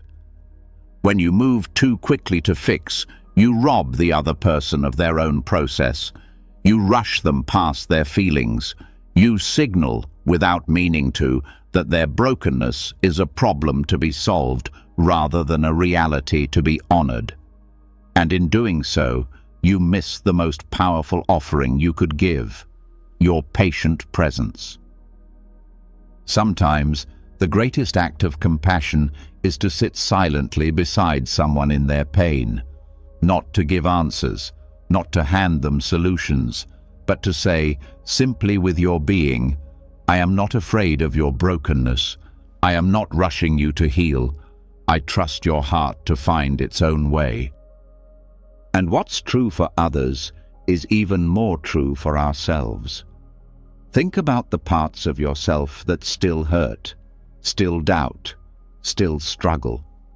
How often do you pressure yourself to get over it already? How often do you turn your own wounds into projects that must be completed? The fixer doesn't just operate outwardly, it turns inward too. And in doing so, it keeps you from offering yourself the deep, slow healing you actually need. The truth is, some things can't be fixed in the way you want them to be. Some losses are permanent, some endings are real, some scars remain. And real patience is not about pretending otherwise. It's about learning to stay with the sadness, to stay with the ache, to stay with the incomplete story that may never tie up into a neat ending. This kind of patience is fierce. It's not passive, it's not numb, it's active endurance. It's the strength to open your heart to a reality that doesn't bend to your wishes and still choose love over fear, still choose to breathe even when breathing hurts. You can start practicing this by noticing the small moments when the fixer wants to take over. When a friend shares their sadness and you jump to offer advice before they even finish speaking. When your own discomfort rises and you immediately reach for distraction or solutions. When silence falls and you scramble to fill it. These are the moments to pause, to breathe, to stay a little longer in the uncomfortable space, not to suffer needlessly, but to stop rushing life to be different. There's a sacred humility in admitting you don't have all the answers, that you can't save everyone, that you can't even save yourself from every hard thing. And that's okay. That's not failure. That's the beginning of true compassion. Compassion for the world as it is. Compassion for the wounds that don't heal overnight. Compassion for the mystery of suffering itself. And strangely, when you stop trying to fix everything, healing often comes more naturally. Not because you forced it, but because you made room for it. Because you trusted the deeper processes at work beneath the surface. Because you stopped digging at the soil and let the seed grow in its own hidden way. This patience also changes the way you see progress. You stop measuring healing by how fast the pain disappears.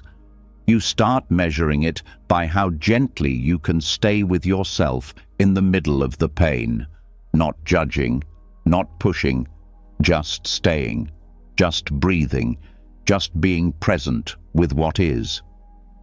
In relationships, this changes everything. You stop needing to fix your partner's moods. You stop needing to solve your friend's heartbreak. You start trusting that people are allowed to be broken sometimes, just like you are. And you offer them your greatest gift, not solutions, not strategies, but your calm presence, your patient heart, your steady belief that brokenness is not the end of the story. This doesn't mean you don't help when it's needed. Action has its place. But you move from a different place now, not from panic, not from discomfort, but from deep listening, from the wisdom that knows when to act and when to simply sit with. Over time, you'll notice something profound. The more you quiet the fixer, the more peace enters your life. Not because everything is fixed, but because you're no longer fighting reality. You're no longer demanding that pain be cleaned up on your schedule. You're no longer making yourself responsible for mending every broken thing you encounter. You'll also find more resilience. Because now, when life breaks in ways you can't control, you don't shatter with it. You know how to stay, how to breathe, how to endure without hardening, without losing your tenderness. That's a rare strength, and it's built one moment at a time, each time you choose to sit with brokenness instead of running from it. In a world obsessed with solutions, you become something revolutionary, a presence that doesn't demand perfection, a heart that doesn't flinch from the unfinished, a soul that knows how to honor the cracks as much as the light. So next time you feel the urge to fix, to rush, to control, pause, breathe. Let the brokenness be there a little longer. Trust that you don't have to heal it all today. That love, real love, includes patience for the parts of life that stay messy, that some beauty can only be seen when you're brave enough to look at what hasn't healed yet, and love it anyway. When you stop rushing to fix everything, when you finally learn to sit quietly with the broken places of life, something even deeper starts to unfold. A new relationship with movement itself. You begin to see that not all movement is healing, and not all stillness is failure. But the world has taught you the opposite. It says, if you're not busy, you're falling behind. If you're not acting, you're wasting time. If you're not pushing forward, you're being weak. And that lie keeps countless hearts trapped in endless, restless striving. Buddhism offers a clearer truth. Real patience often looks invisible, but it's never inactive. It's like the wind and the flag, silent forces moving in ways the eye can't always see. Most people mistake delay for laziness. If a project stalls, if a conversation pauses, if a dream takes longer than expected, panic rises. You start thinking you're stuck. You start doubting yourself. You start questioning your path. But just because you can't see obvious movement doesn't mean nothing is happening. The wind doesn't shout as it moves, and often neither does growth. When a flag flutters, you know the wind is there. But if the flag hangs still, it doesn't mean the air has disappeared. It means the conditions aren't calling for visible motion yet. Underneath, the currents still exist. They're just not obvious. In the same way, patience teaches you to trust that unseen forces are still at work, even when your life looks quiet, even when progress seems paused. There are seasons in life when everything feels urgent, fast, kinetic. And there are seasons when everything slows down, when doors stay closed, when the answers don't come. The ego hates the second kind. It sees stillness and assumes failure. It sees quiet and assumes death. But wisdom sees something different. Wisdom knows that deep roots grow in silence, that unseen shifts happen in waiting seasons, that some of the most important transformations are too subtle for the eye to catch until much later. This doesn't mean you stop acting when action is needed. It means you stop panicking when the action is invisible. You start learning to feel the inner movement that doesn't always match the outer results. You start sensing the quiet work happening in the background of your soul, the slow stitching together of insights, the hidden strengthening of resolve, the invisible softening of old rigidities. You also begin to realize that rushing just to appear active is one of the most exhausting traps of modern life. How often do people stay busy just to silence their own fear of standing still? How often do people pursue goals they don't even care about, just so they can say they're moving? But patience whispers a different invitation. Don't move for movement's sake. Move when it's true. Move when it's clear. Move when the deeper currents inside you say now, and when those currents say wait, trust that too. This shift rewires how you handle challenges. When obstacles arise, you don't instantly scramble for solutions. You listen. You observe. You feel for the deeper intelligence moving through the situation. Sometimes that intelligence says, act now. Sometimes it says, pause and watch. Learning to tell the difference is the heart of real patience. It's also the heart of real wisdom. You also stop judging yourself for needing longer than others. Some flowers bloom early, some bloom late. Some seeds sleep in the earth for years before sprouting. Are the late bloomers wrong? Are the slow growers failures? Of course not. They're just moving at the pace life designed for them, and so are you. When you hold this understanding close, a lot of old anxiety starts to dissolve. You stop feeling behind. You stop measuring your life by how busy you look. You start honoring the spaces between action as part of the process, not interruptions of it. You see that stillness isn't a void, it's a womb. It's where the next true movement gathers its strength. You'll also notice that your actions, when they do arise, are cleaner, sharper, more aligned, because they're not coming from panic or pressure. They're coming from clear seeing, from deep listening. They have weight, precision, and power. One well-timed step taken from patience is worth 100 frantic steps taken from fear. This doesn't mean you won't sometimes get restless. You will. You're human. The urge to prove yourself by doing something will still rise. The fear of wasting time will still whisper.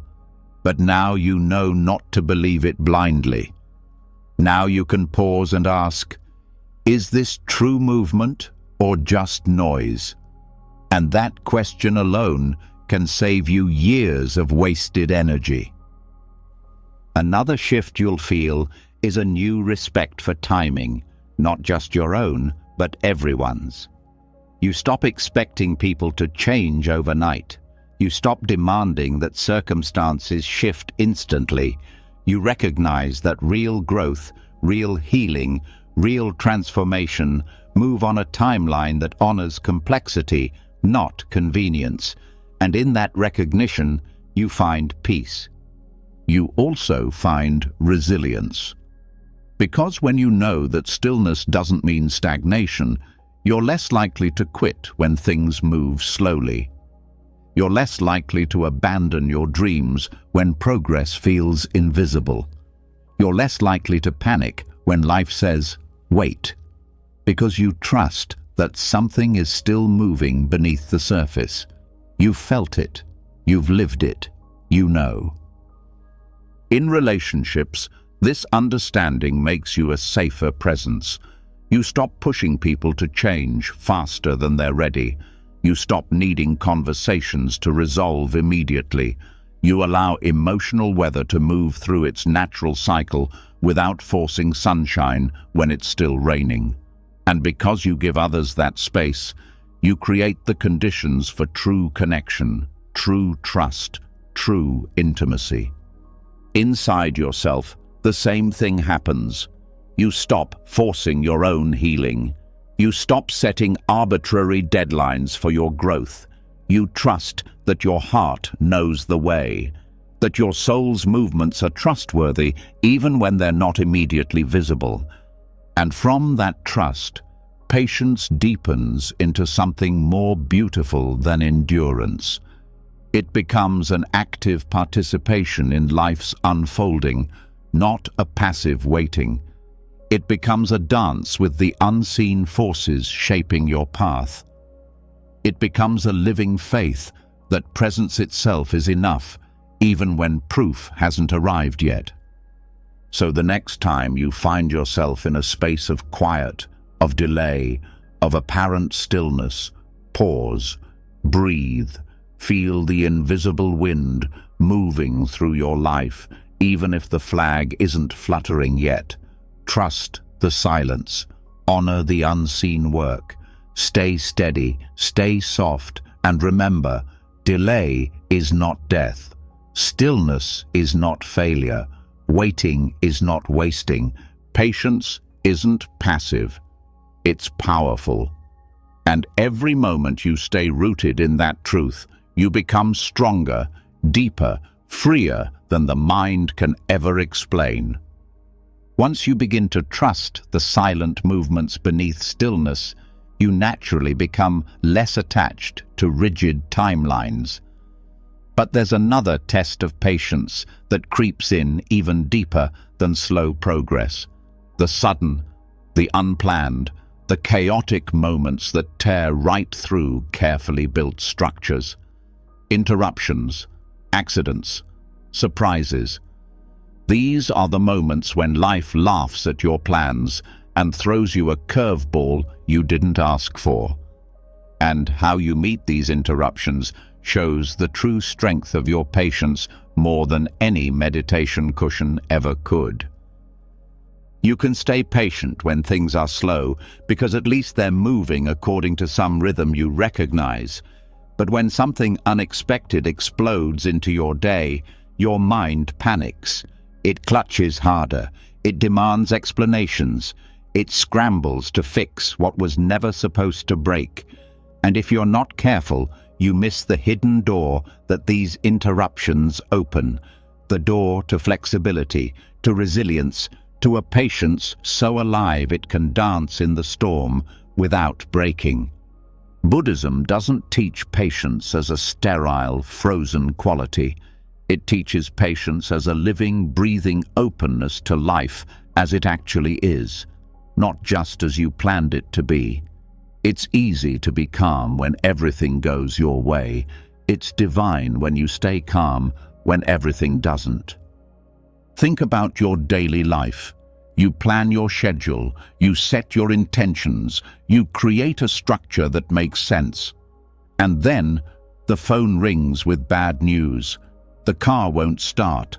A loved one needs you when you had other things to do. Suddenly your whole script burns. The ego hates this. It thrives on feeling in control. It measures safety by how well reality matches its expectations. And when reality refuses to play along, it erupts in frustration, fear, or collapse. But a deeper wisdom whispers something different. It says, "This interruption is not a mistake. It's not an enemy. It's an invitation to bow instead of break, to loosen instead of harden, to move with life instead of against it. This bow is not resignation. It's not defeat. It's a conscious act of mental flexibility." It says, "I see that life is bigger than my plans.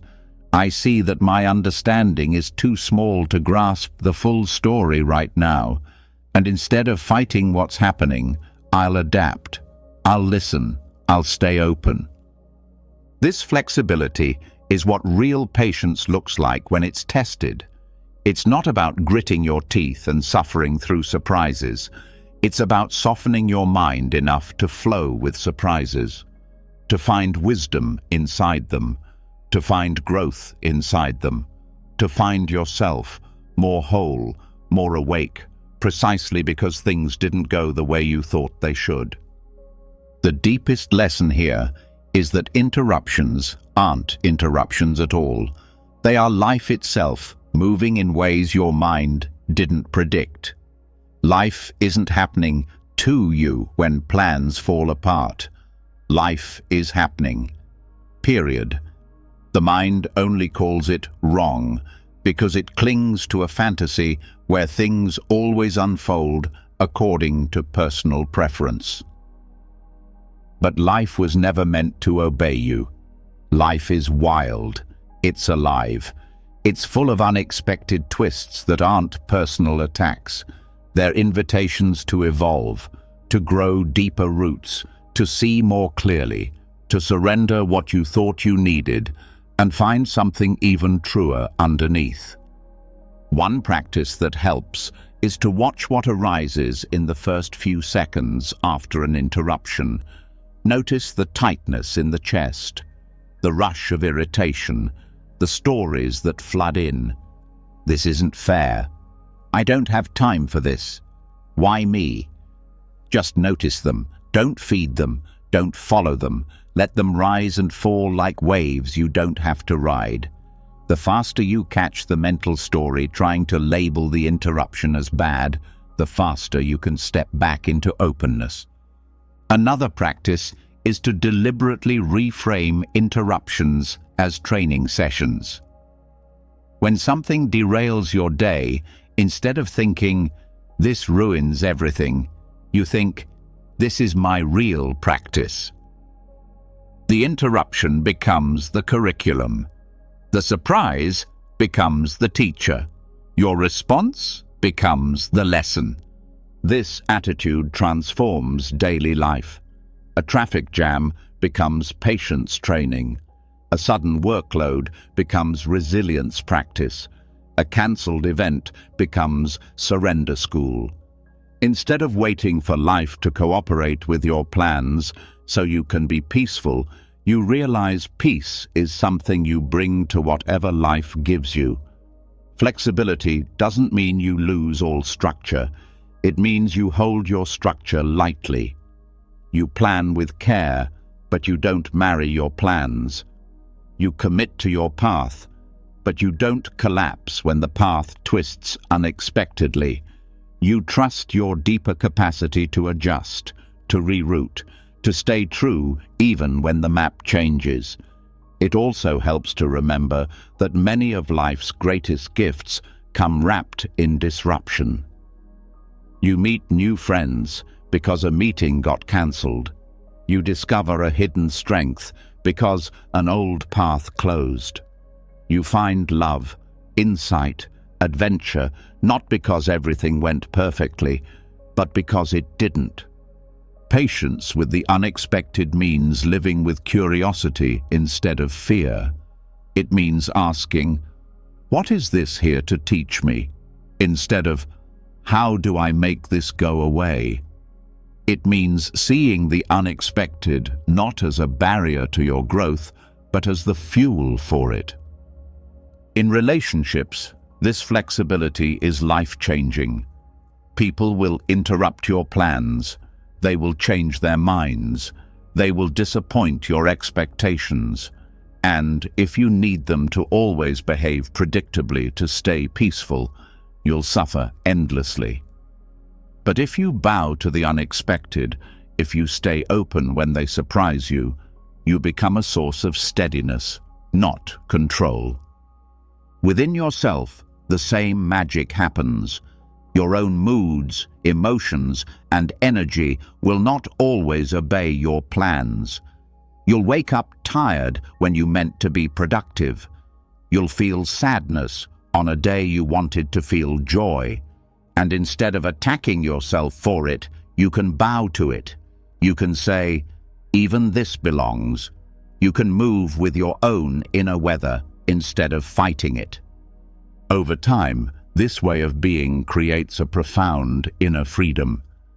You're no longer imprisoned by the need for life to match your mental blueprints. You're free to meet life as it is. You're free to move with grace instead of fear. You're free to find joy even when the script burns and the day doesn't go according to plan. And maybe, just maybe, you start seeing that some of the most beautiful parts of life are the ones you never planned at all. The unexpected laughter, the unscripted adventure, the detour that became the real journey, the interruption that broke your heart open wider than you thought it could stretch. So, next time life surprises you, pause, breathe, bow. Let the tightness soften. Let the mind's craving for control dissolve. And step into the river of reality, wide-eyed, steady-hearted, ready to meet whatever comes, not with panic, but with patience, with presence, with the quiet flexibility of a heart that no longer needs life to be predictable in order to stay free. When you learn to bow to the unexpected and stay soft in the face of life's interruptions, a new layer of the journey begins to unfold, one that doesn't just test your flexibility, but your capacity to stay open over long periods of time.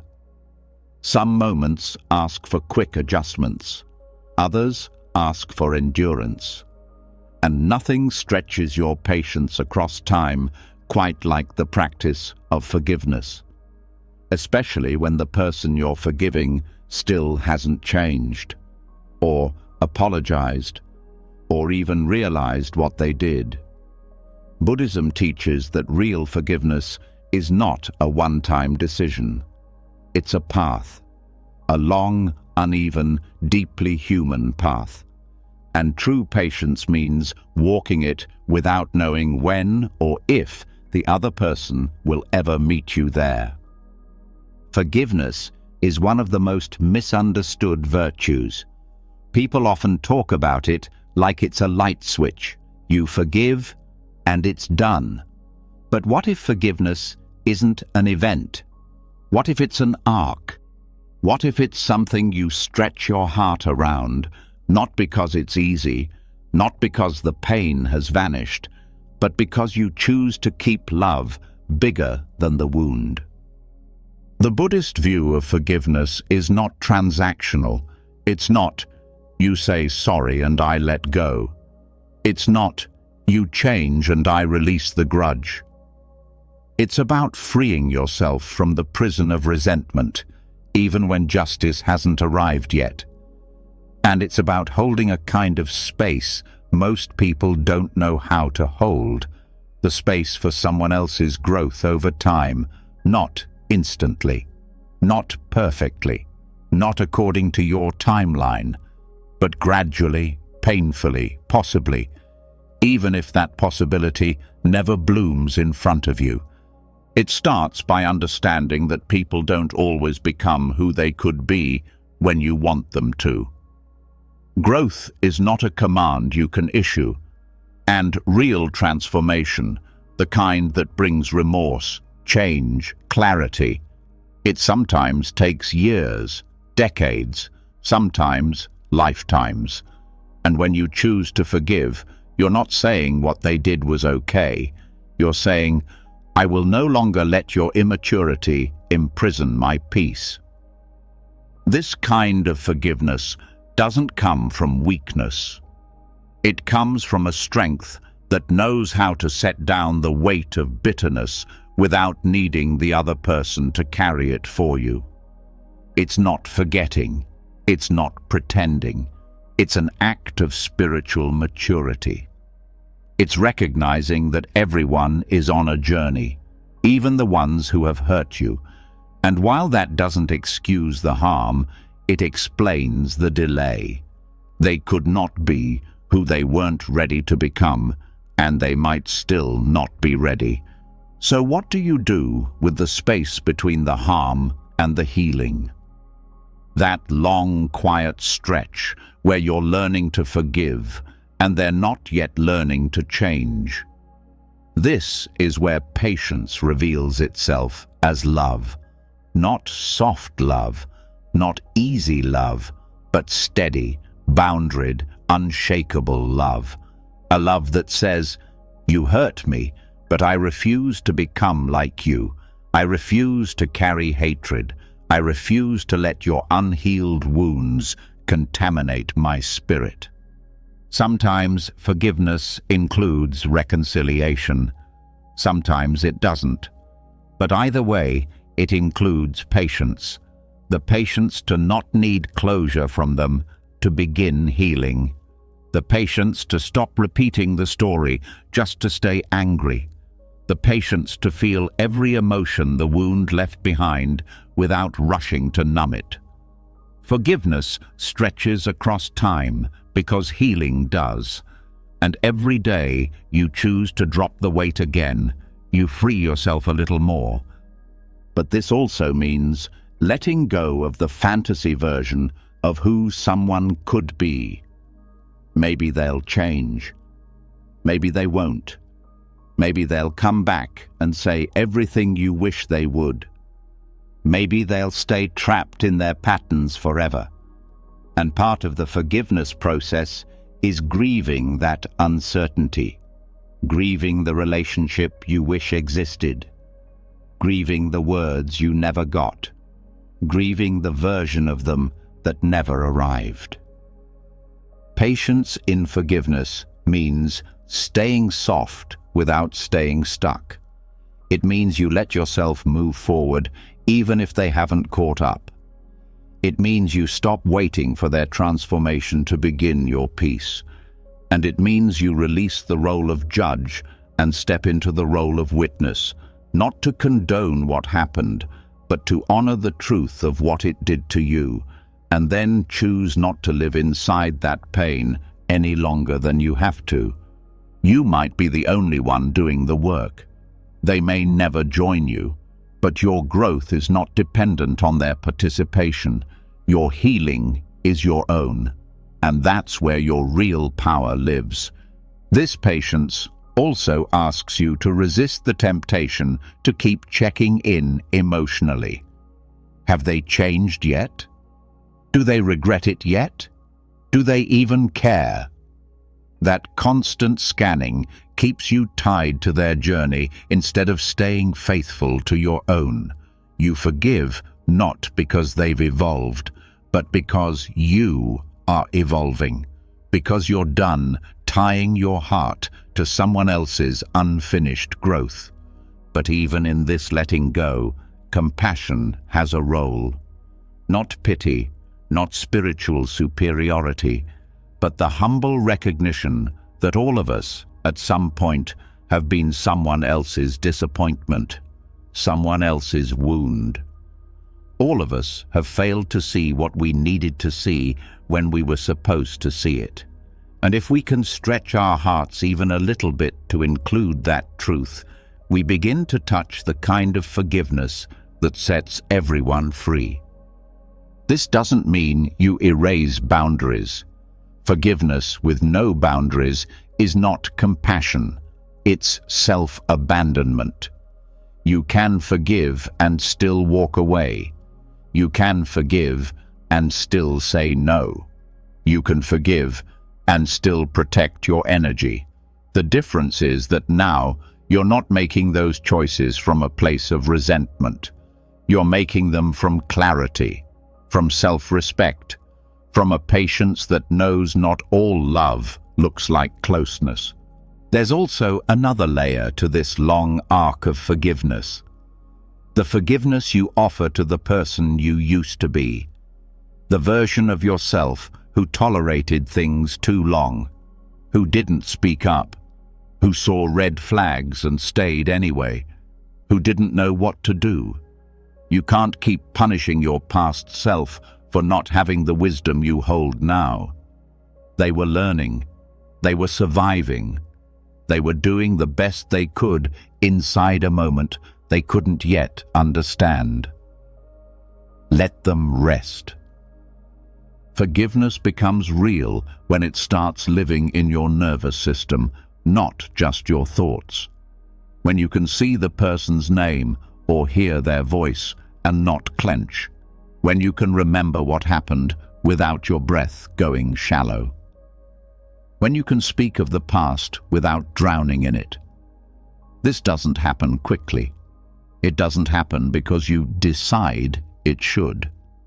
It happens because you patiently tend to the pain over time, with gentleness, with grace, and with the quiet decision to no longer build your identity around a wound.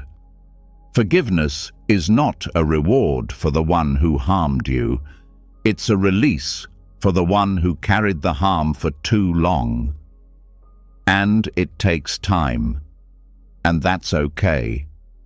So the next time your heart tightens with anger towards someone who still hasn't changed, pause, breathe. Ask yourself, what would it feel like to stop waiting for them to evolve before I begin to soften?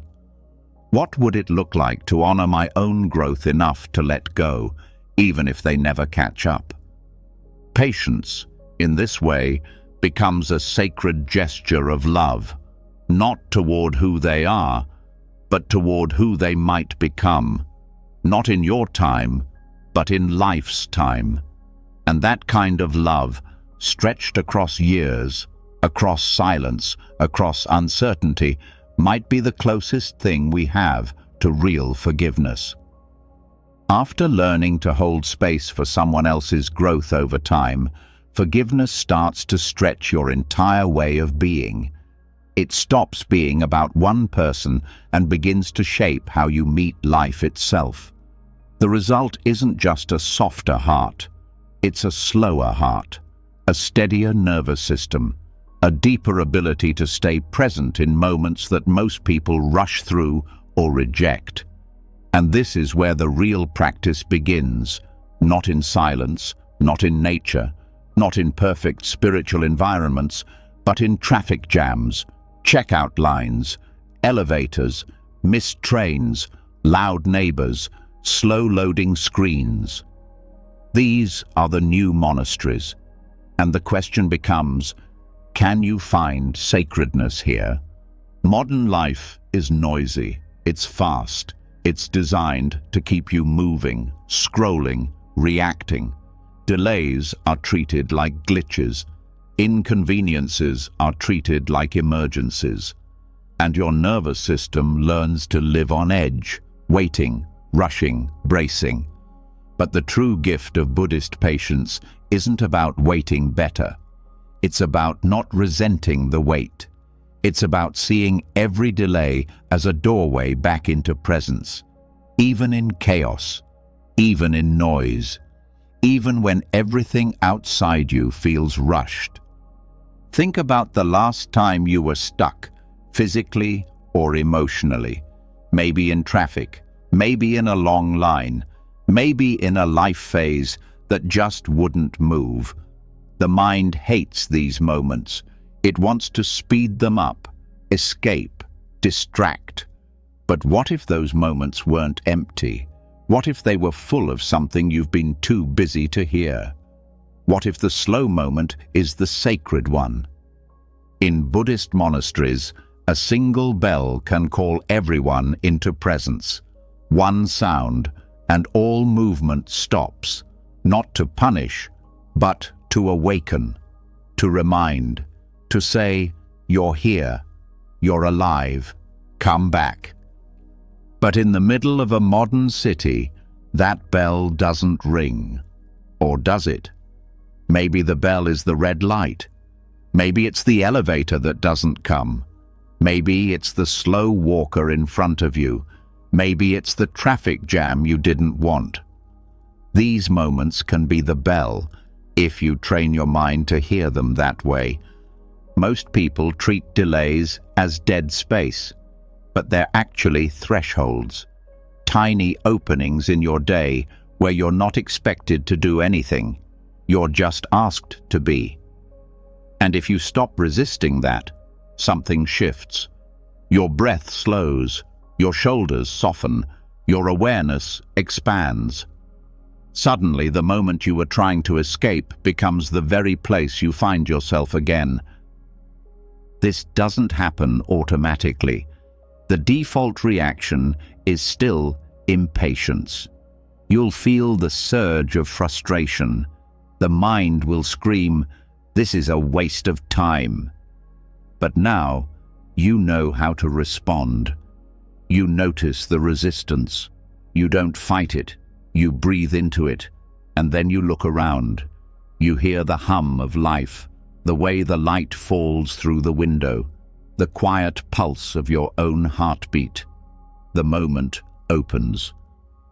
And in that opening, a new kind of gratitude appears, not for something big, not for some future victory, but for this, for the stillness tucked inside the chaos, for the slowness you didn't choose but needed anyway, for the reminder that life isn't measured by how fast you move, but by how deeply you see.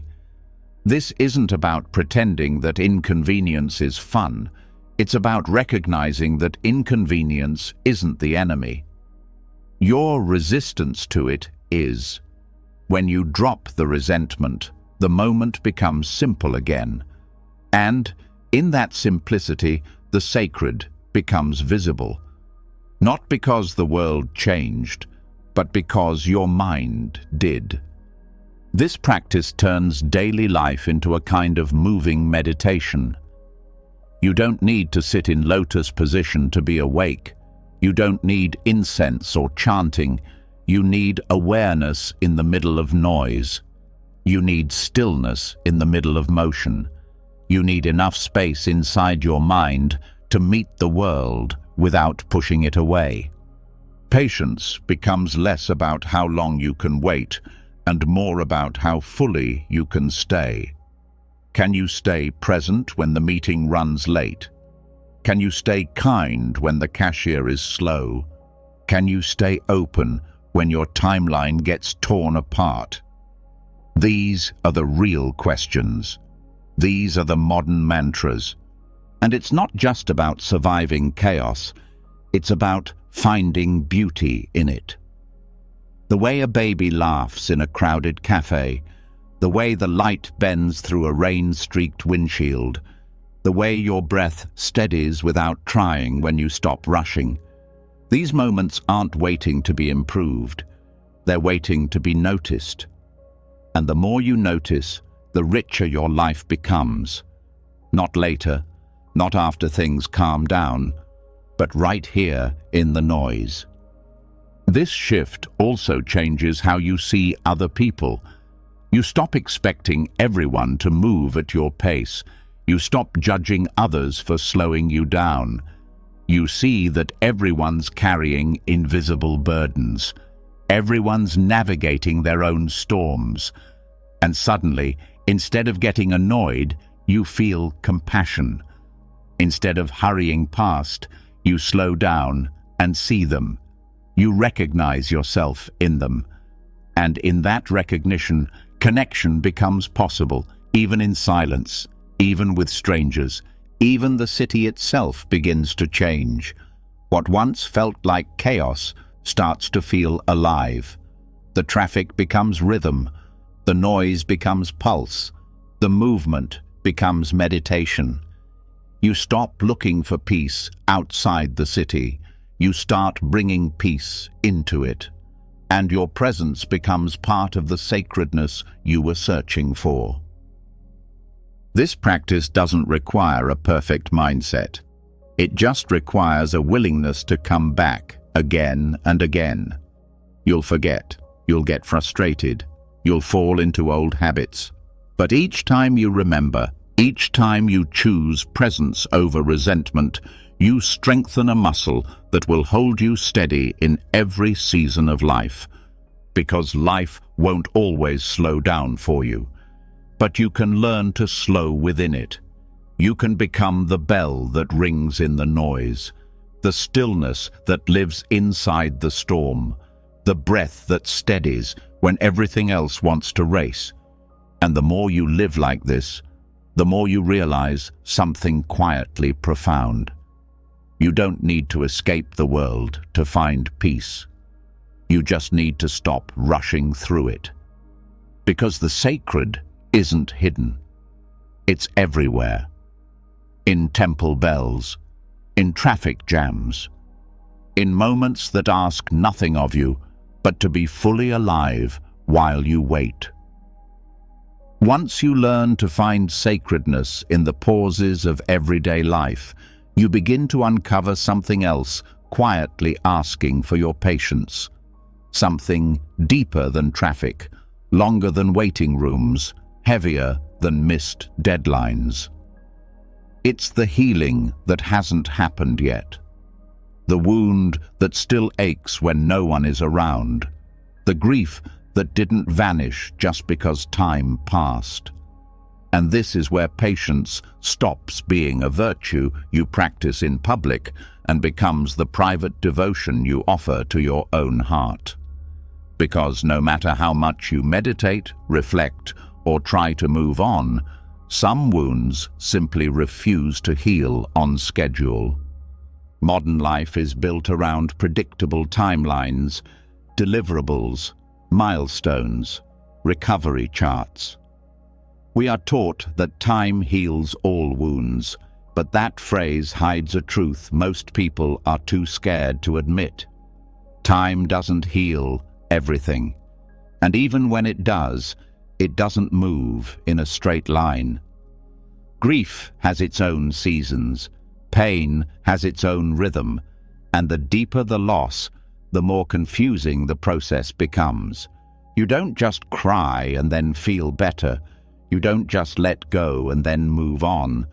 You circle through sadness, silence, numbness, anger, tenderness, and then sadness again, sometimes all in the same afternoon. Buddhism doesn't ask you to rush your pain into silence. It asks you to bow to it, to sit with it like an honored guest, to let it teach you, not with words, but through presence, through stillness, through the very ache that you keep trying to outgrow. And this is where inner patience becomes more than just endurance. It becomes trust, the kind of trust that doesn't need progress to be visible, the kind that believes something is still healing even when it doesn't feel like it. Grief doesn't follow logic. You can know why something happened. You can understand that it wasn't your fault. You can list all the lessons you learned, and still, your chest tightens when you hear their name. Your eyes sting at random songs. Your body carries memories like shadows you didn't invite but can't quite erase. This doesn't mean you're broken. It means you're human.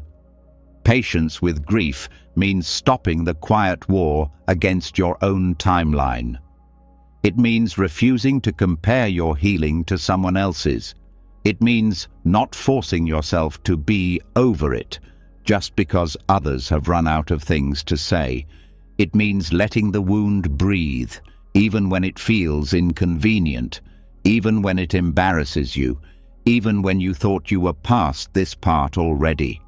Healing isn't a staircase, it's a spiral. You revisit the same places, but with new eyes. Each return brings a deeper layer of clarity, a softer touch, a quieter sorrow. And even that is part of the process. Even when you feel like you're going backward, Something is being reclaimed. Something is being honored. Something is being felt more fully this time around. True patience with yourself means you stop asking your heart to be faster. You stop measuring your emotional progress like a productivity chart. You stop being ashamed of how long this is taking. Because healing isn't something you do, it's something that unfolds. And it unfolds when it's ready. Not when you're tired of hurting. Not when you're embarrassed by your slowness. Not when everyone else has moved on. You might find yourself returning to the same memories, telling the same stories to yourself in your head. That doesn't mean you're stuck. It means your system is still trying to metabolize something. It means the emotion hasn't finished completing its cycle. And when you stop trying to suppress that repetition, when you let it flow without judgment, the story begins to shift, not by force, but by space. There's a kind of sacred permission that comes with this form of patience. It says, yes, cry again. Yes, miss them again. Yes, feel confused again. It says, your softness is not a setback. It's your strength showing up differently today.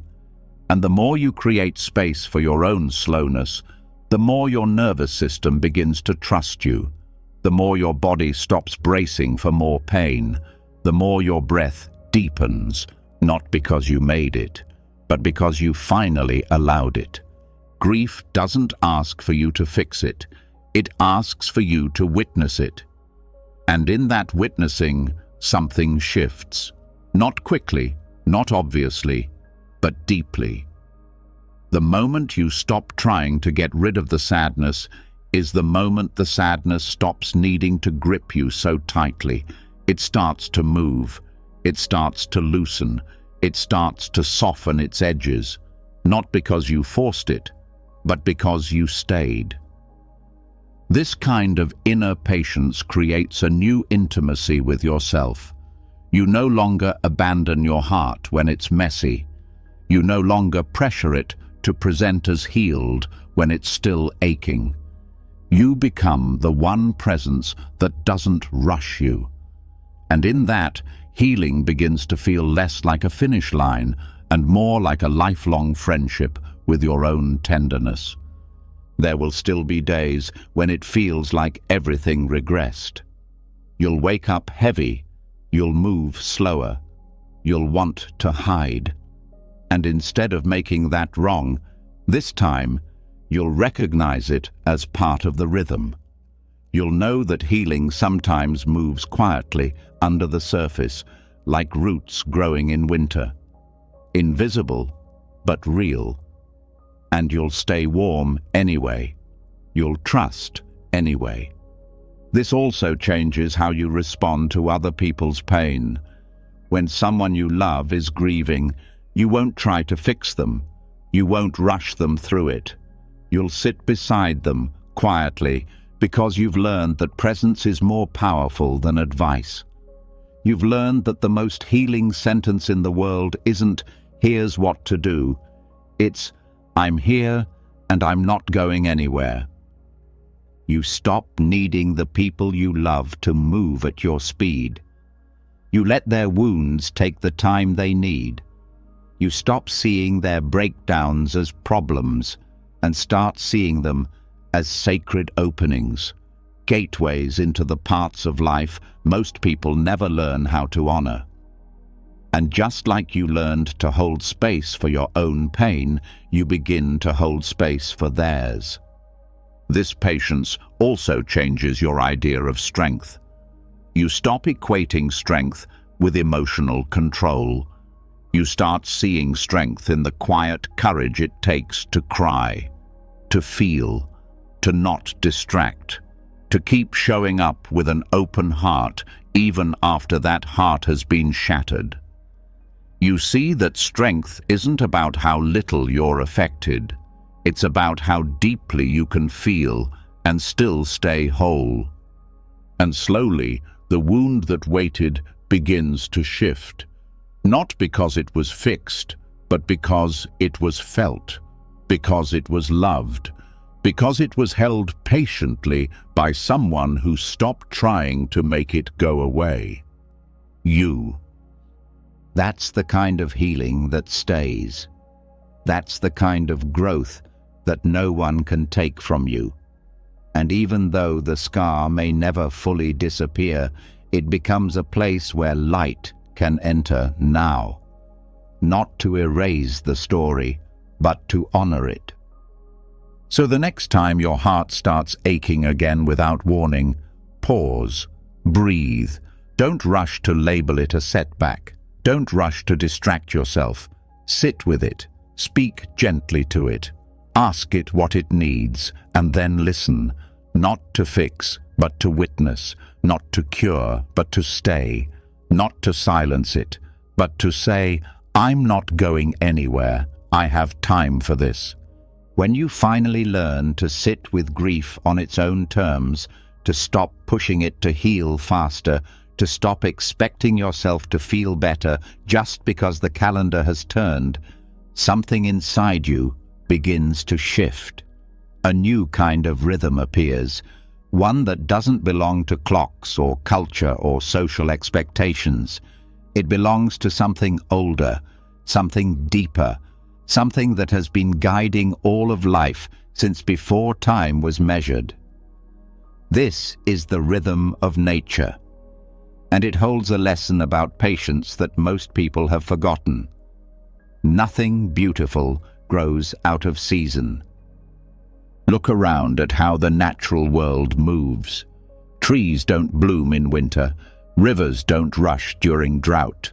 The earth does not force itself to hurry just because something wants it to. It follows cycles. It honors phases. It respects its own pace. And the most peaceful people, the most grounded, the most steady, are not the ones who have forced their growth. They are the ones who have aligned with this same natural intelligence. There's a reason ancient Buddhist teachings often reference mountains, rivers, seasons, and stars. It's not just poetry. It's wisdom. Nature teaches slowness not by suggestion, but by example. And when your inner life starts syncing with this outer wisdom, everything begins to feel more rooted, less rushed, less like a race, and more like a deep unfolding. Think about what happens when you rush a season.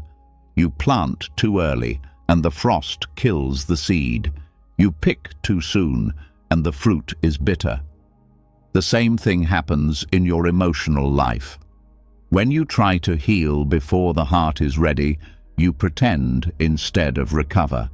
When you try to grow before you've rested, you burn out instead of bloom. When you try to speak clarity before it's ripened inside you, you create confusion instead of truth. Aligning with nature means respecting the winter inside you as much as the spring. It means not shaming yourself for needing time to lie low, to feel quiet, to stop producing and simply be. The world might not reward that stillness, but your soul will, because underneath the silence of winter, roots are deepening, energy is gathering, life is preparing for its next expression. And if you interrupt that, if you dig it up just to see how it's going, you damage what's trying to take form. This lesson is especially hard in a culture that celebrates constant output. We are taught to bloom on demand, to keep going, to stay productive, no matter what. But the earth never blooms non-stop. Even the most beautiful trees rest. They let their leaves fall. They let their branches sit bare. And not because they're failing, but because they're wise. You are allowed to move like this too. You are allowed to have seasons. Times when you go inward. Times when you shed. Times when you don't have answers. times when your energy is low and your creativity sleeps. These aren't signs that something's wrong. They're signs that something deep is aligning, preparing, becoming. And when you stop fighting these cycles, your inner world becomes much more peaceful. You don't panic every time you feel low. You don't force inspiration when it's gone quiet. You don't compare your slow season to someone else's harvest. You understand that everything has its time, and your job isn't to rush through it. It's to be present with it. Presence is what makes the seasons bearable. If you try to escape winter by pretending it's spring, you suffer.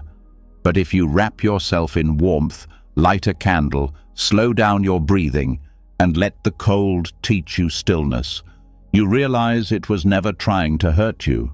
It was trying to bring you home. Each season has something to offer. Spring teaches emergence, how to come alive again after rest. Summer teaches expression, how to shine and stretch and thrive. Autumn teaches release, how to let go with grace. And winter teaches rest, how to go inward and listen deeply. You need all four. You are all four. And if you try to live in only one, you lose your balance. Patience becomes easier when you stop seeing your low seasons as problems. When you stop thinking, I should be over this by now, or I need to be doing more. When you realize that even when nothing appears to be happening, something always is, just not always where you're looking. And here's the truth most people don't want to hear. Some seasons last longer than you expect. Some winters stretch, some springs stall. You can't control how fast your healing blooms. You can only keep showing up, keep listening, keep caring for yourself the way you would care for something sacred in nature. Gently, consistently, without demanding it be different. This also changes the way you approach goals. Instead of setting artificial timelines, you begin to ask, what season am I in right now? What does this part of me need most? Maybe it's not time to launch something. Maybe it's time to gather strength. Maybe it's not time to speak. Maybe it's time to sit quietly with what's forming. Maybe it's not time to push forward. Maybe it's time to return inward and tend to the soil. You begin to notice that your mind has its own seasons too.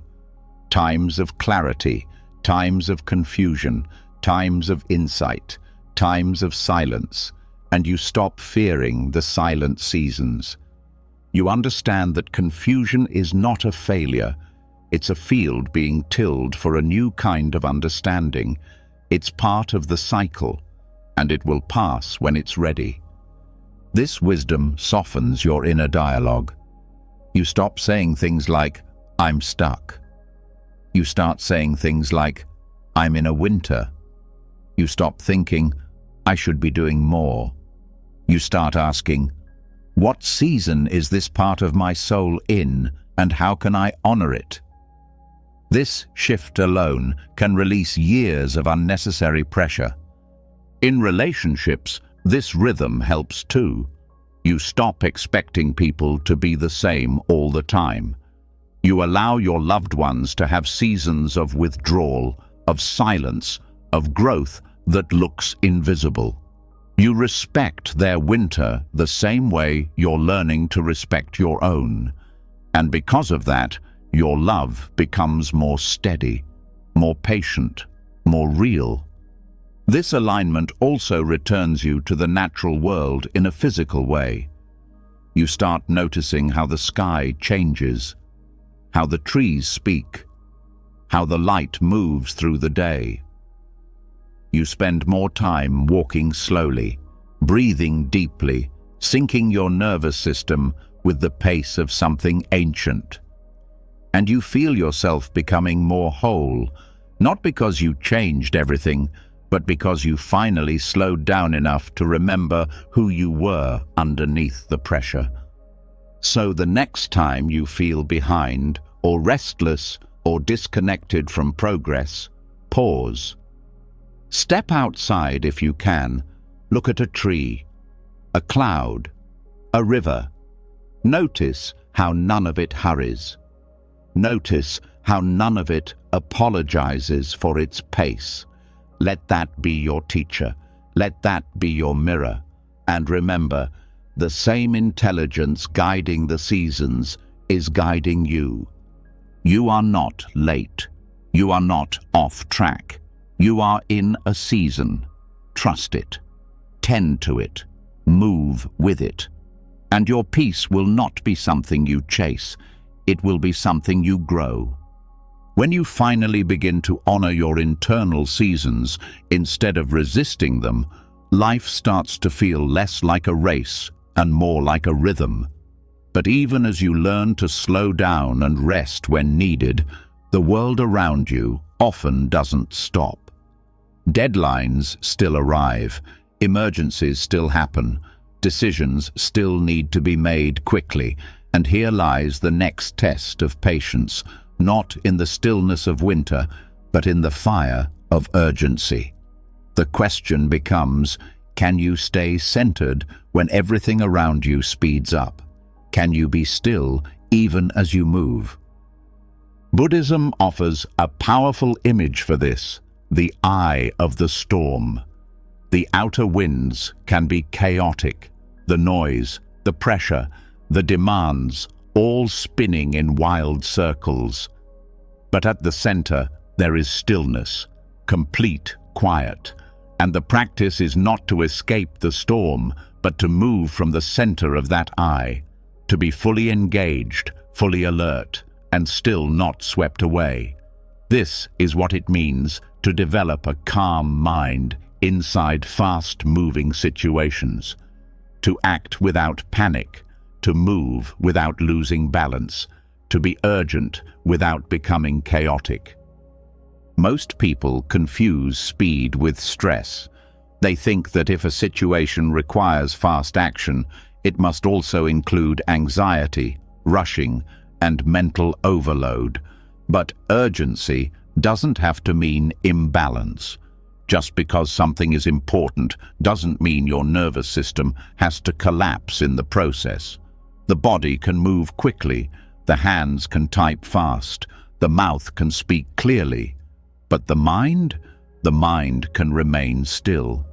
This inner stillness isn't a passive calm, it's an active presence. It comes from training yourself not to let urgency hijack your awareness. It comes from learning how to move with intensity while keeping your breath deep, your shoulders relaxed, and your attention focused. You begin to realize that the real suffering in urgent situations doesn't come from the event itself. It comes from the way your mind reacts. The panic, the overthinking, the scattered attention, these are what drain you, not the task. Think about the last time you faced a crisis, a true moment of pressure. Maybe someone needed your help right away. Maybe a deadline dropped with no warning. Maybe something broke and you had to respond fast. Now think, how much of your exhaustion came from the action itself, and how much came from the internal chaos that surrounded it?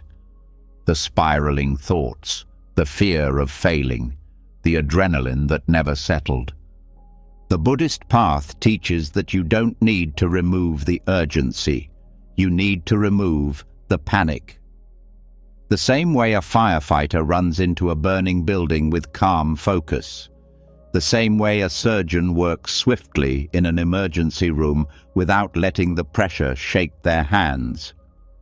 That kind of presence is cultivated through practice, through breath, through training the nervous system to stay grounded even when the world is moving fast. One way to begin practicing this is by using the breath as an anchor. When urgency hits, most people stop breathing, or they breathe fast and shallow. But if you can keep your breath slow and steady, even for a few seconds, you keep the door to your awareness open. You give yourself a chance to respond rather than react. You create space between the stimulus and your decision, and in that space, wisdom has time to speak. Another way to stay in the eye of the storm is to break the moment into single steps. The mind loves to panic by stacking everything all at once. I have to do this, then that, then solve that too, and then what if that goes wrong? This spiral creates the illusion that the whole world is crashing at once. But the truth is, you can only do one thing at a time, and when you commit to that one thing fully, your mind settles. You move with precision instead of panic. This also means giving up the addiction to drama. Some people subconsciously feed on the intensity of chaos. They equate feeling rushed with feeling important. But that adrenaline rush eventually leads to collapse. Real strength doesn't need to shout. Real presence doesn't need to be frantic. And when you stop needing to feel overwhelmed in order to feel alive, you start accessing a deeper kind of vitality, one that's sustainable. Urgency also reveals your habits. When things speed up, your unconscious patterns get louder. Do you freeze? Do you lash out? Do you multitask and lose clarity? These patterns aren't moral failures, they're just untrained reactions. And every urgent situation becomes a chance to meet those patterns with mindfulness, not to judge, not to suppress, but to see clearly, to say, "Ah, there it is again," and then breathe. Choose differently. Act from presence. This practice also protects your relationships. When tension rises, people often hurt each other by reacting from stress. Words get sharper. Tone gets colder. Patience evaporates. But if even one person in the room stays rooted, breath steady, voice calm, the whole interaction shifts. Conflict de-escalates. Solutions come faster. Trust builds. And it only takes one person to bring that calm into the space. Let that person be you. Over time, you begin to trust yourself more. Not because you avoid challenges, but because you've trained your system to remain steady in them. You know what to do when pressure hits. You don't crumble. You don't lose your center.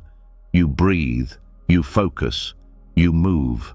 And you recover faster afterward because your nervous system wasn't torn apart in the process. Even high-stakes moments, public speaking, last-minute changes, emotional confrontations, become opportunities for mastery. You learn to feel the rush without losing control. You feel the surge of adrenaline, but it doesn't own you. It becomes energy you can channel, not a force that breaks you. This inner calm also gives you a powerful kind of clarity. When others are scrambling, you see more clearly. You speak with precision. You act with wisdom. And because your actions aren't driven by panic, they carry more impact. People begin to rely on you, not because you move the fastest, but because you move from the center. And that's a rare kind of leadership. Eventually, you stop being afraid of urgency at all. You no longer dread fast-moving situations. You welcome them, not because you enjoy the chaos, but because you trust your ability to meet it with presence. You know how to stay in the still eye of the storm, and from there, even the most intense moment becomes just another wave to ride, not something to run from, but something to meet with full attention. So the next time life speeds up, pause. Feel your feet. Drop your shoulders. Take one slow breath. Then act. Not from panic, not from habit, but from the quiet center within you that never moves, even when the world does. Once you learn to stay centered even inside fast-moving situations, a new opportunity appears. One that doesn't just involve how you move through the world, but how you connect within it. True patience doesn't end with managing emergencies or staying calm under pressure. It reaches into the way you listen. It transforms every conversation. Because the deepest form of presence is not found in how quickly you act, but in how deeply you can hear. In a noisy world where everyone rushes to speak, listening becomes a sacred delay, a powerful pause that can change everything. Most people don't really listen. They wait for their turn to talk. They prepare their next argument while the other person is still speaking. They nod politely but miss the truth underneath the words. And in doing so, they miss the real conversation, the one happening between the sentences, behind the tone, inside the pauses. But Buddhist patience teaches that real listening isn't just a courtesy. It's an act of love. It's an act of surrender. It's an opening of the heart to something beyond your own thoughts. When you truly listen, you let go of your agenda. You let go of rushing toward your point.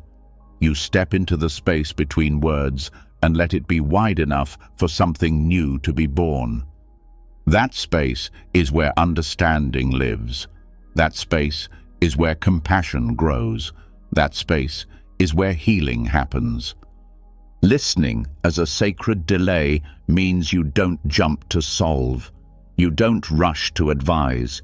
You don't assume you already know what's being said. You lean into the discomfort of not knowing yet. You sit in the slight awkwardness that comes from letting someone fully express themselves before you formulate your reply. And in that sitting, you give them a gift few people ever receive, the gift of being fully seen, fully heard, fully allowed. This kind of listening transforms conversations because it shifts the goal from winning or impressing to connecting. You're no longer trying to move the conversation toward a pre-decided outcome. You're allowing it to unfold in real time, like a river finding its path. You're responding to what's really there, not to what you assume or expect. One practice that helps build this kind of patience is what Buddhists call listening without ownership. It means when someone speaks, you don't immediately make it about you. You don't hijack their story with your story. You don't interrupt with advice unless asked. You stay present with their experience as it is, without needing to control it or claim it. This kind of listening is rare and powerful and deeply healing. Another practice is to listen to the silence, not just the words. Often what someone doesn't say is as important as what they do. The pauses, the hesitations, the changes in tone. When you're patient enough to hear these, you start understanding people beyond the surface level. You hear their fear behind the anger, their sadness behind the sarcasm, their longing behind the bravado. And because you hear it, you can meet them there, not with fixing, but with presence. This approach changes not just personal conversations, but professional ones too. In meetings, in negotiations, in conflicts. The person who listens deeply often ends up understanding the real needs in the room better than anyone else. They see solutions others miss. They build trust that others can't. Because people don't just want their ideas heard, they want their being acknowledged. They want to feel that they exist beyond their performance. Deep listening gives them that.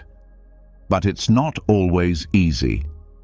Listening with patience means facing your own restlessness. Your mind will want to rush ahead. It will want to interrupt. It will want to correct. Each time you notice that impulse and choose to stay quiet instead, you're building an invisible muscle of presence, a muscle that will serve you not just in conversations, but in every aspect of life. Sometimes the hardest part of listening is hearing things you don't agree with, things that trigger you, things that make you want to argue back immediately. But sacred listening means you allow the speaker's truth to exist, even if it challenges your own. You don't have to agree, but you respect their right to feel what they feel, believe what they believe, without instantly trying to overwrite it. And in doing so, you create a space wide enough for real dialogue, not debate, but dialogue, to emerge. This patience also protects you from unnecessary conflict. Many arguments happen not because of real disagreement, but because people never feel fully heard. They escalate because underneath the words, the real need was ignored. The need to be acknowledged, respected, understood. When you meet that need early, with deep listening, you diffuse many tensions before they ever ignite. Over time, you'll notice something else. Listening in this way changes you. It softens your heart. It expands your empathy. It sharpens your intuition. You become less reactive, more compassionate, more wise, not because you collected more information, but because you allowed more humanity to enter your awareness. And you realize that listening isn't passive. It's deeply active. It's an offering. It's a form of service. It says, I value you enough to set aside my own urgency, my own narrative, my own ego, and make space for you to be here. In a world that rushes everyone to be faster, smarter, louder, this is revolutionary. Listening as sacred delay also helps you listen to yourself differently. You start noticing your own inner voices without rushing to shut them down. The fear that whispers under your confidence, the tenderness that hides beneath your anger, the grief that echoes under your laughter. You listen inwardly with the same patience you've been practicing outwardly, and your relationship with yourself becomes deeper, kinder, more whole. So the next time you enter a conversation, pause. Set down your need to impress. Set down your reflex to correct. Set down your urgency to be understood, and instead offer your presence. Listen not just for the words, but for the soul behind them. Listen not just with your ears, but with your heart wide open. And know that in doing so, you are practicing one of the highest forms of patience there is, the patience to stay, to receive, to honor the sacredness of another human being's unfolding story without needing to rush it into a shape that feels easier for you. After learning to listen with true patience, both to others and to yourself, you start to see how much wisdom comes from pausing. But at the same time, a more subtle challenge arises, one that can quietly sabotage real growth if you don't catch it. Sometimes what feels like patience isn't patience at all. Sometimes waiting isn't wise, it's avoidance. Sometimes silence isn't spacious, it's fear wearing a disguise.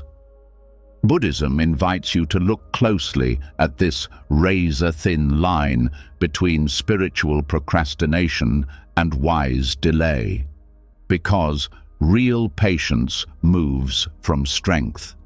Fake patience moves from fear. And knowing the difference can change everything. It's easy to tell yourself you're being patient when you're really just avoiding hard decisions. It's easy to call it trusting the process when deep down it's hiding from responsibility. Not all waiting is wise. Not all non-action is spiritual. Some of it is just dressed up fear, polished with beautiful language, but still rooted in resistance. The art is learning how to recognize when your delay is conscious and clean, and when it's contaminated by unconscious avoidance. Wise delay feels different than procrastination. Wise delay has clarity underneath it. Even if you're waiting, you're aware. You're engaged. You're listening to life for the right opening. You're staying active inside your stillness. Procrastination, on the other hand, feels sticky. It feels heavy. It feels like closing your eyes and hoping the problem disappears. It feels like handing over your power while pretending you're trusting the universe. One of the clearest signs of spiritual procrastination is discomfort. Not the discomfort of waiting, that's normal, but the discomfort of knowing you should act and still doing nothing. There's a tightness that comes when your inner wisdom is whispering, "It's time." But your fear convinces you, "No, later, not yet, maybe tomorrow." Wise delay brings peace. Spiritual procrastination brings anxiety that won't fully leave. Another clue is how much effort it takes to justify your waiting. When you're delaying wisely, you don't need to defend it. You don't need 100 reasons to explain why you haven't acted. It feels obvious inside, even if it's invisible outside. But when you're procrastinating, you find yourself over-explaining. You tell yourself complicated stories to avoid the simple truth. You're scared, you're stuck, you're resisting. Facing this honestly is one of the deepest acts of self-compassion you can offer yourself. Not to shame yourself, not to force yourself into reckless action, but to sit with yourself and ask, "Am I waiting from wisdom or from fear?" And to be brave enough to hear the real answer. Wise delay respects timing without rejecting responsibility.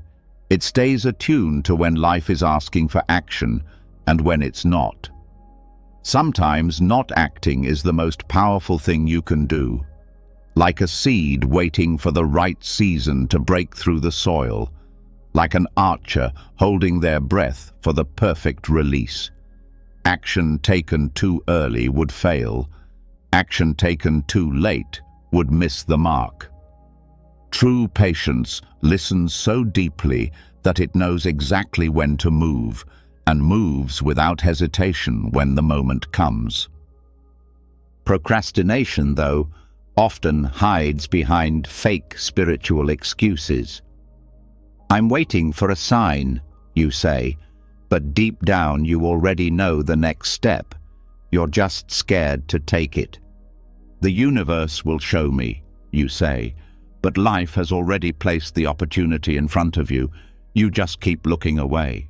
It's not wrong to wait for guidance, but guidance isn't always a booming voice from the sky.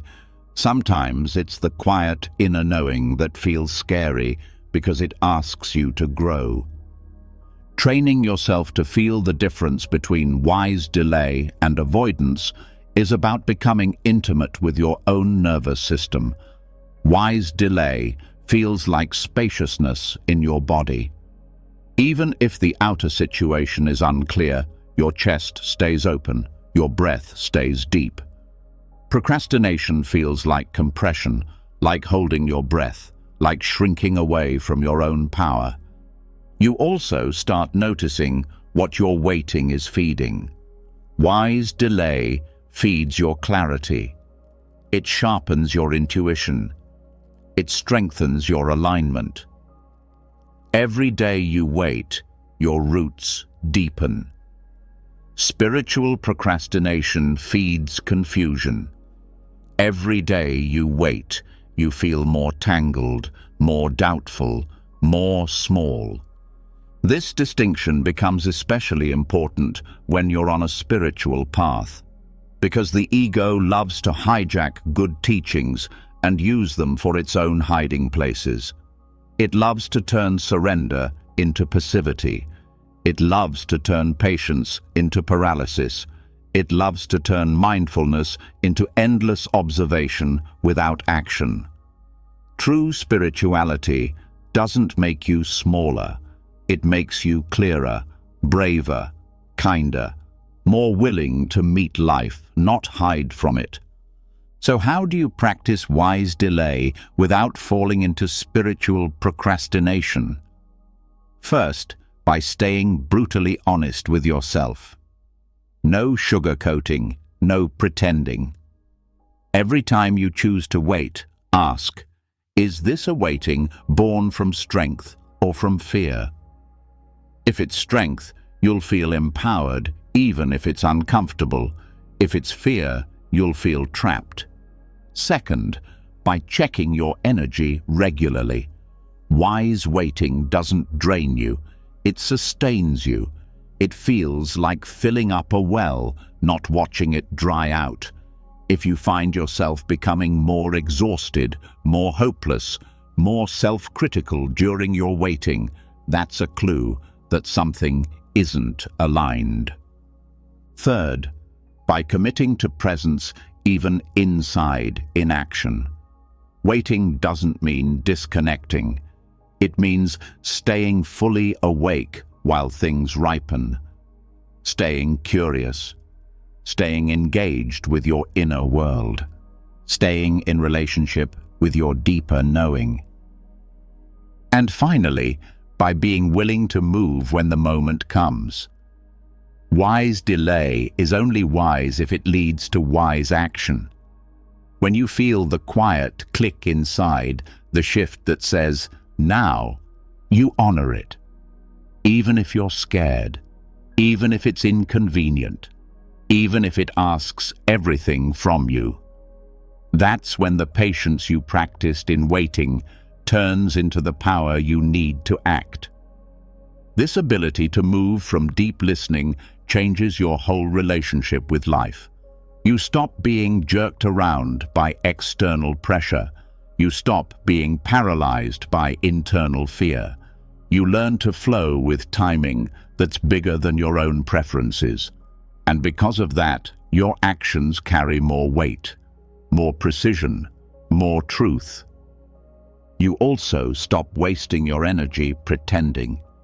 No more long explanations for why you haven't made that call, had that conversation, taken that risk. No more lying to yourself that you're waiting for clarity when you're really waiting for the fear to go away, which it won't. Fear doesn't vanish before you act. Often, it vanishes because you act. So the next time you find yourself waiting, pause, breathe, feel your body, feel your mind. Ask honestly, am I waiting because I trust the timing or because I'm avoiding the truth? Listen carefully, and whatever the answer is, meet it with kindness. But don't lie to yourself. Don't confuse fear for faith. Don't mistake comfort for courage. Patience is sacred. Delay can be sacred too, but only when they serve your growth, not your hiding. Only when they keep you rooted, not stuck. Only when they honor the river of life moving through you, not build dams against its flow. Once you begin to see clearly the difference between hiding and wisely waiting, a new question rises from the silence. How do you stay steady during those moments when fear still pulls at your sleeves? How do you return to your center when the mind races ahead or freezes in place? The answer has been with you since the beginning, hidden in plain sight, quiet but unshakable. It is the breath. And learning how to return to it, truly return to it, is not just a side practice. It's the heart of timelessness itself. The breath doesn't rush you. It doesn't punish you. It doesn't demand that you be more enlightened before you deserve peace. It simply offers itself over and over, patient, steady, alive. And when you choose to pay attention to it, not mechanically, but with presence, you step out of the story of time, out of the anxious clock, out of the endless future chasing that makes life so exhausting. You enter a different rhythm, the rhythm of being itself. Buddhist masters have always pointed to the breath not as a means of escape, but as a return, a way to walk yourself back into the moment when the mind has scattered like leaves in the wind. When you feel restless, when you feel impatient, when you feel like life should be happening faster, the breath reminds you, everything essential is already happening now. But not all breathing is conscious breathing. Most people breathe shallowly, unconsciously, letting the body survive without ever using breath as an anchor. Breath without awareness keeps the body alive, but does little for the heart and mind. True breathwork starts when you bring deliberate attention to the inhale, the exhale, the pause in between. Not forcing, not controlling, simply feeling, simply returning. Each conscious breath is a micro-moment of patience. A way of saying, I trust this moment enough to be here for it. Even when it's uncomfortable, even when it's slow, even when nothing big is changing outside, inside something enormous is happening. You're training yourself to endure reality without running. This kind of endurance isn't cold, it isn't stiff, it's tender, it's warm. It's built breath by breath, like waves smoothing a jagged stone. Every time you stay with a breath, instead of rushing into thought, you soften some of the hardness fear builds around the heart. You become less reactive, less desperate, less enslaved to urgency. Practicing patience through breath doesn't mean using breathing to avoid life's demands. It means using breath to meet them from a different place. Imagine standing in the middle of a crowded, noisy day. Deadlines, decisions, conversations, expectations flying at you from every side. The old habit would be to tense up, rush, collapse inward. But now, you pause. You feel the breath enter your body. You feel it leave. And inside that tiny awareness, you remember, you are not the noise, you are not the clock, you are not the panic, you are the one breathing through it all. Breath teaches you that you can stay steady without becoming rigid. It teaches you that slowness is a source of strength, not a weakness. It teaches you that even when life pulls you in 1,000 directions, you can gather yourself here, now, in the body, in the heart, in the breath. One of the simplest but most profound practices is to spend a few minutes every day doing nothing but noticing the breath. Set no goals. Expect no fireworks. Just sit or stand or lie down and let your awareness ride the wave of inhale and exhale. Notice the mind trying to race ahead and gently come back. Notice the body wanting to fidget and gently come back. Notice the impatience that says, "This is a waste of time," and gently come back. Every return is a victory. Every return is a new thread strengthening the muscle of timelessness inside you. Breath also teaches you about impermanence. No two breaths are exactly the same. No moment can be repeated. Everything is in motion, even when it looks still. And the more you train yourself to witness this quiet dance inside you, the more you start trusting it outside you too. You realize you don't have to grab every opportunity the second it appears. You don't have to force every solution. Life is already moving. Life is already breathing. Your job is to participate, not dominate. This kind of breathing also transforms how you experience difficulty. Painful emotions don't have to be problems you solve instantly. They can be sensations you breathe with. Fear doesn't have to be a monster you run from. It can be a tightness you breathe into. Grief doesn't have to be a drowning ocean. It can be a deep tide you float on, breath by breath. When you practice returning to the breath under normal circumstances, you're training for the hard moments too. The moments when the mind screams, "Get out," or "Fix it now," or "This shouldn't be happening." In those moments, you will have a choice because you practiced. You will know how to stay with yourself instead of abandoning yourself. You will know how to breathe instead of break. And even when the situation demands fast action, your breathing practice will keep you from panicking. You'll move quickly without becoming frantic. You'll speak clearly without speaking from fear. You'll respond wisely instead of reacting automatically. Breath becomes not just your personal anchor, but your secret superpower. Over time, breathing with awareness becomes so woven into you that it's not just a formal practice anymore. It's your way of being. You breathe while walking. You breathe while listening. You breathe while loving. You breathe while grieving. And the breath teaches you over and over that timelessness isn't some mystical escape. It's right here, every second, inside the simplest thing you'll ever do. Inhale, exhale, pause, repeat.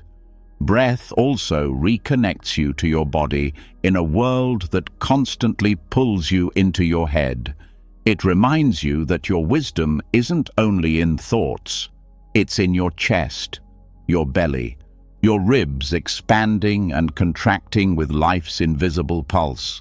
The body knows how to survive, the breath knows how to soothe. Trusting them brings you back into balance in ways no amount of thinking ever could. When the mind grows restless, when you feel tempted to rush, to fix, to escape, come back. Come back to the one thing that has been faithful since your first cry, your breath. It will teach you, patiently, how to live not from pressure, but from presence, not from hurry, but from depth, not from fear, but from a trust so ancient it needs no proof. So the next time the world tries to speed you up beyond your own rhythm, pause, find your breath, follow it down into yourself like a diver returning to deep water. Stay there a moment longer than is comfortable. Let timelessness wash over you in the simplest, most sacred way. When you return to the breath and begin to live from that steady, patient center, you notice something extraordinary starting to unfold, not through force, not through pushing, but through quiet, ripening, deep inside you. The path of growth you once tried to sprint down now feels different, less like a race to the finish, and more like a slow, living blossoming. And here, Buddhism offers one final, humbling truth about patience. Your awakening, your wisdom, your becoming is like fruit on a branch. It ripens when the time is right, not when you wish it, not when you push it, but when the deeper rhythms say, now.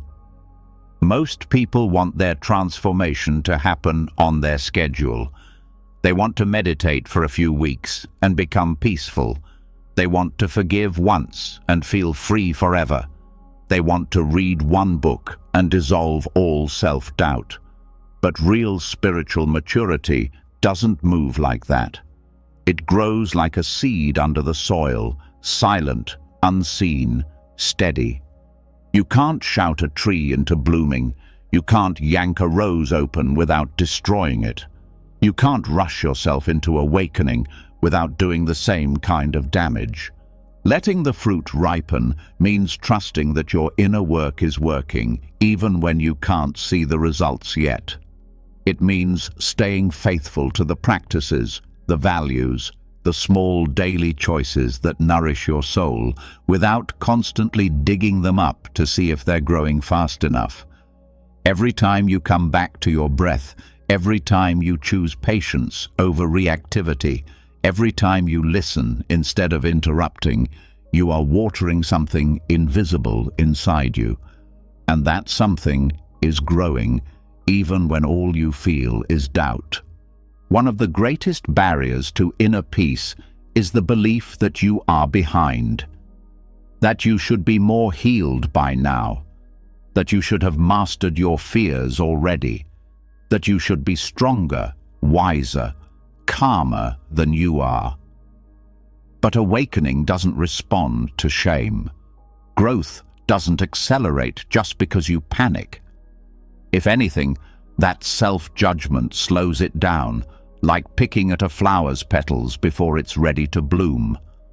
Patience with your own journey means celebrating the unseen work, the inner shifts no one else claps for, the quiet victories only you know about, the days you choose not to spiral into old habits, the moments you catch yourself about to lash out and instead soften your voice, the mornings you wake up feeling lost but still show up for your life anyway.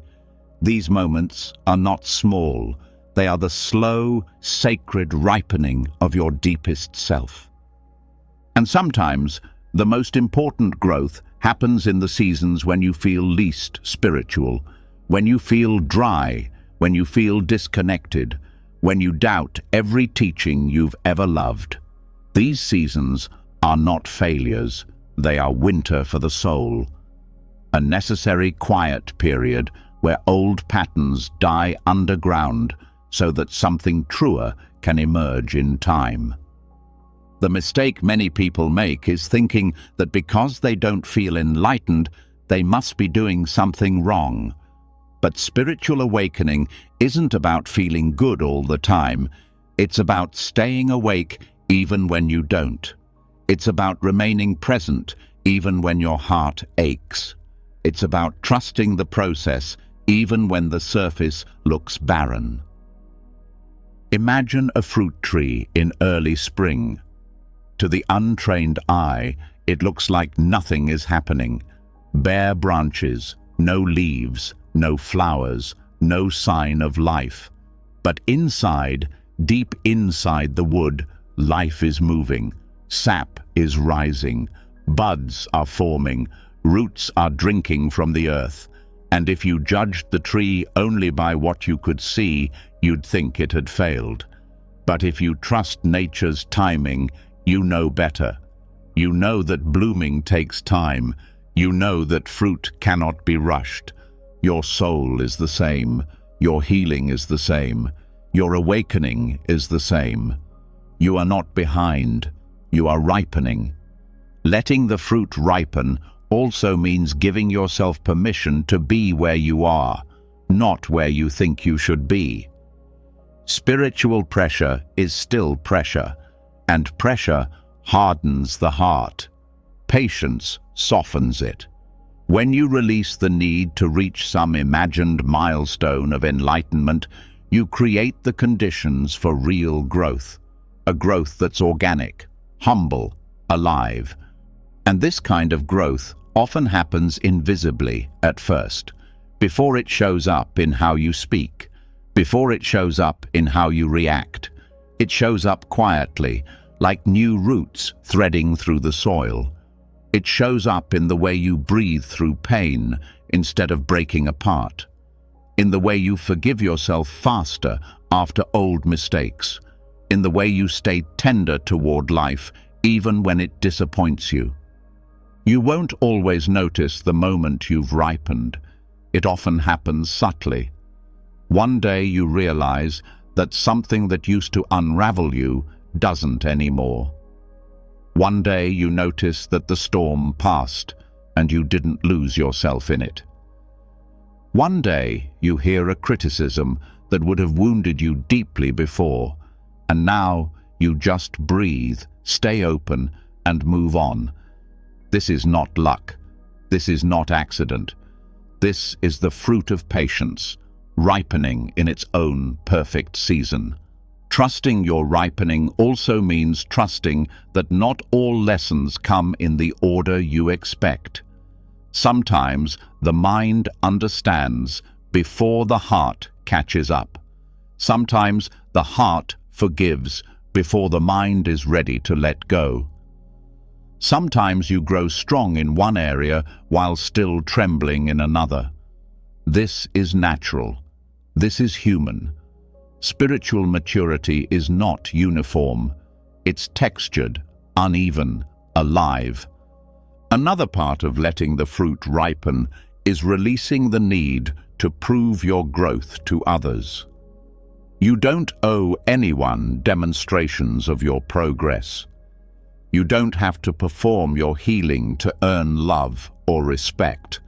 Real growth is inward first. If others see it, fine. If they don't, it doesn't matter. The real harvest is in how you feel moving through your own life, not how many people notice. This patience also frees you from endless self-improvement traps. You stop treating yourself as a project that's never finished. You stop frantically trying to fix what was never broken at the core. You start realizing that the seed of who you truly are has always been whole. The work isn't to become something else. The work is to let that wholeness ripen naturally into expression. So when you feel frustrated with your pace, pause, breathe, remember the fruit, remember the tree. Remember that the most beautiful things in life don't rush, and they don't apologize for their timing. Stay steady. Keep tending your inner garden. Water your roots with kindness. Feed your soul with patience.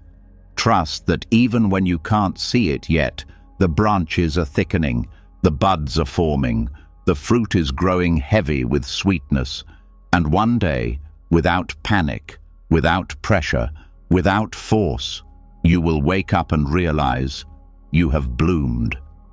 You've just walked through the kind of patience no one talks about, the kind that isn't passive or weak, but steady, powerful, and rooted in deep wisdom. You've seen how real patience means waiting without bitterness, listening without needing to interrupt, breathing through the rush, and trusting that growth is happening, even when it's invisible. You've learned to bow to interruptions, hold space for grief, let go of the craving to be fixed, and finally understand that becoming who you truly are takes time, tenderness, and care. Not everything in life needs to happen quickly. In fact, the most important things never do. So if you're still waiting for something in your life to shift, remember this. The fruit is already forming. The seed has already been planted. And the only thing it needs now is time. Time and your presence. That's it. Keep breathing. Keep showing up. Keep trusting. If this brought you clarity, if it helped you soften into your own timing, let us know in the comments with the words, "I choose patience." Let's see how many of us are walking this path together. And if you want to keep training your mind to be calm in the chaos, still in the storm, and kind to yourself as you grow, make sure to subscribe and hit the bell. That way, you'll never miss another lesson like this. Let this be your gentle reminder. Not all progress is loud. Sometimes it sounds like silence. Sometimes it feels like breath. And sometimes it looks just like this. Sleep well, grow slow, and see you in the next lesson.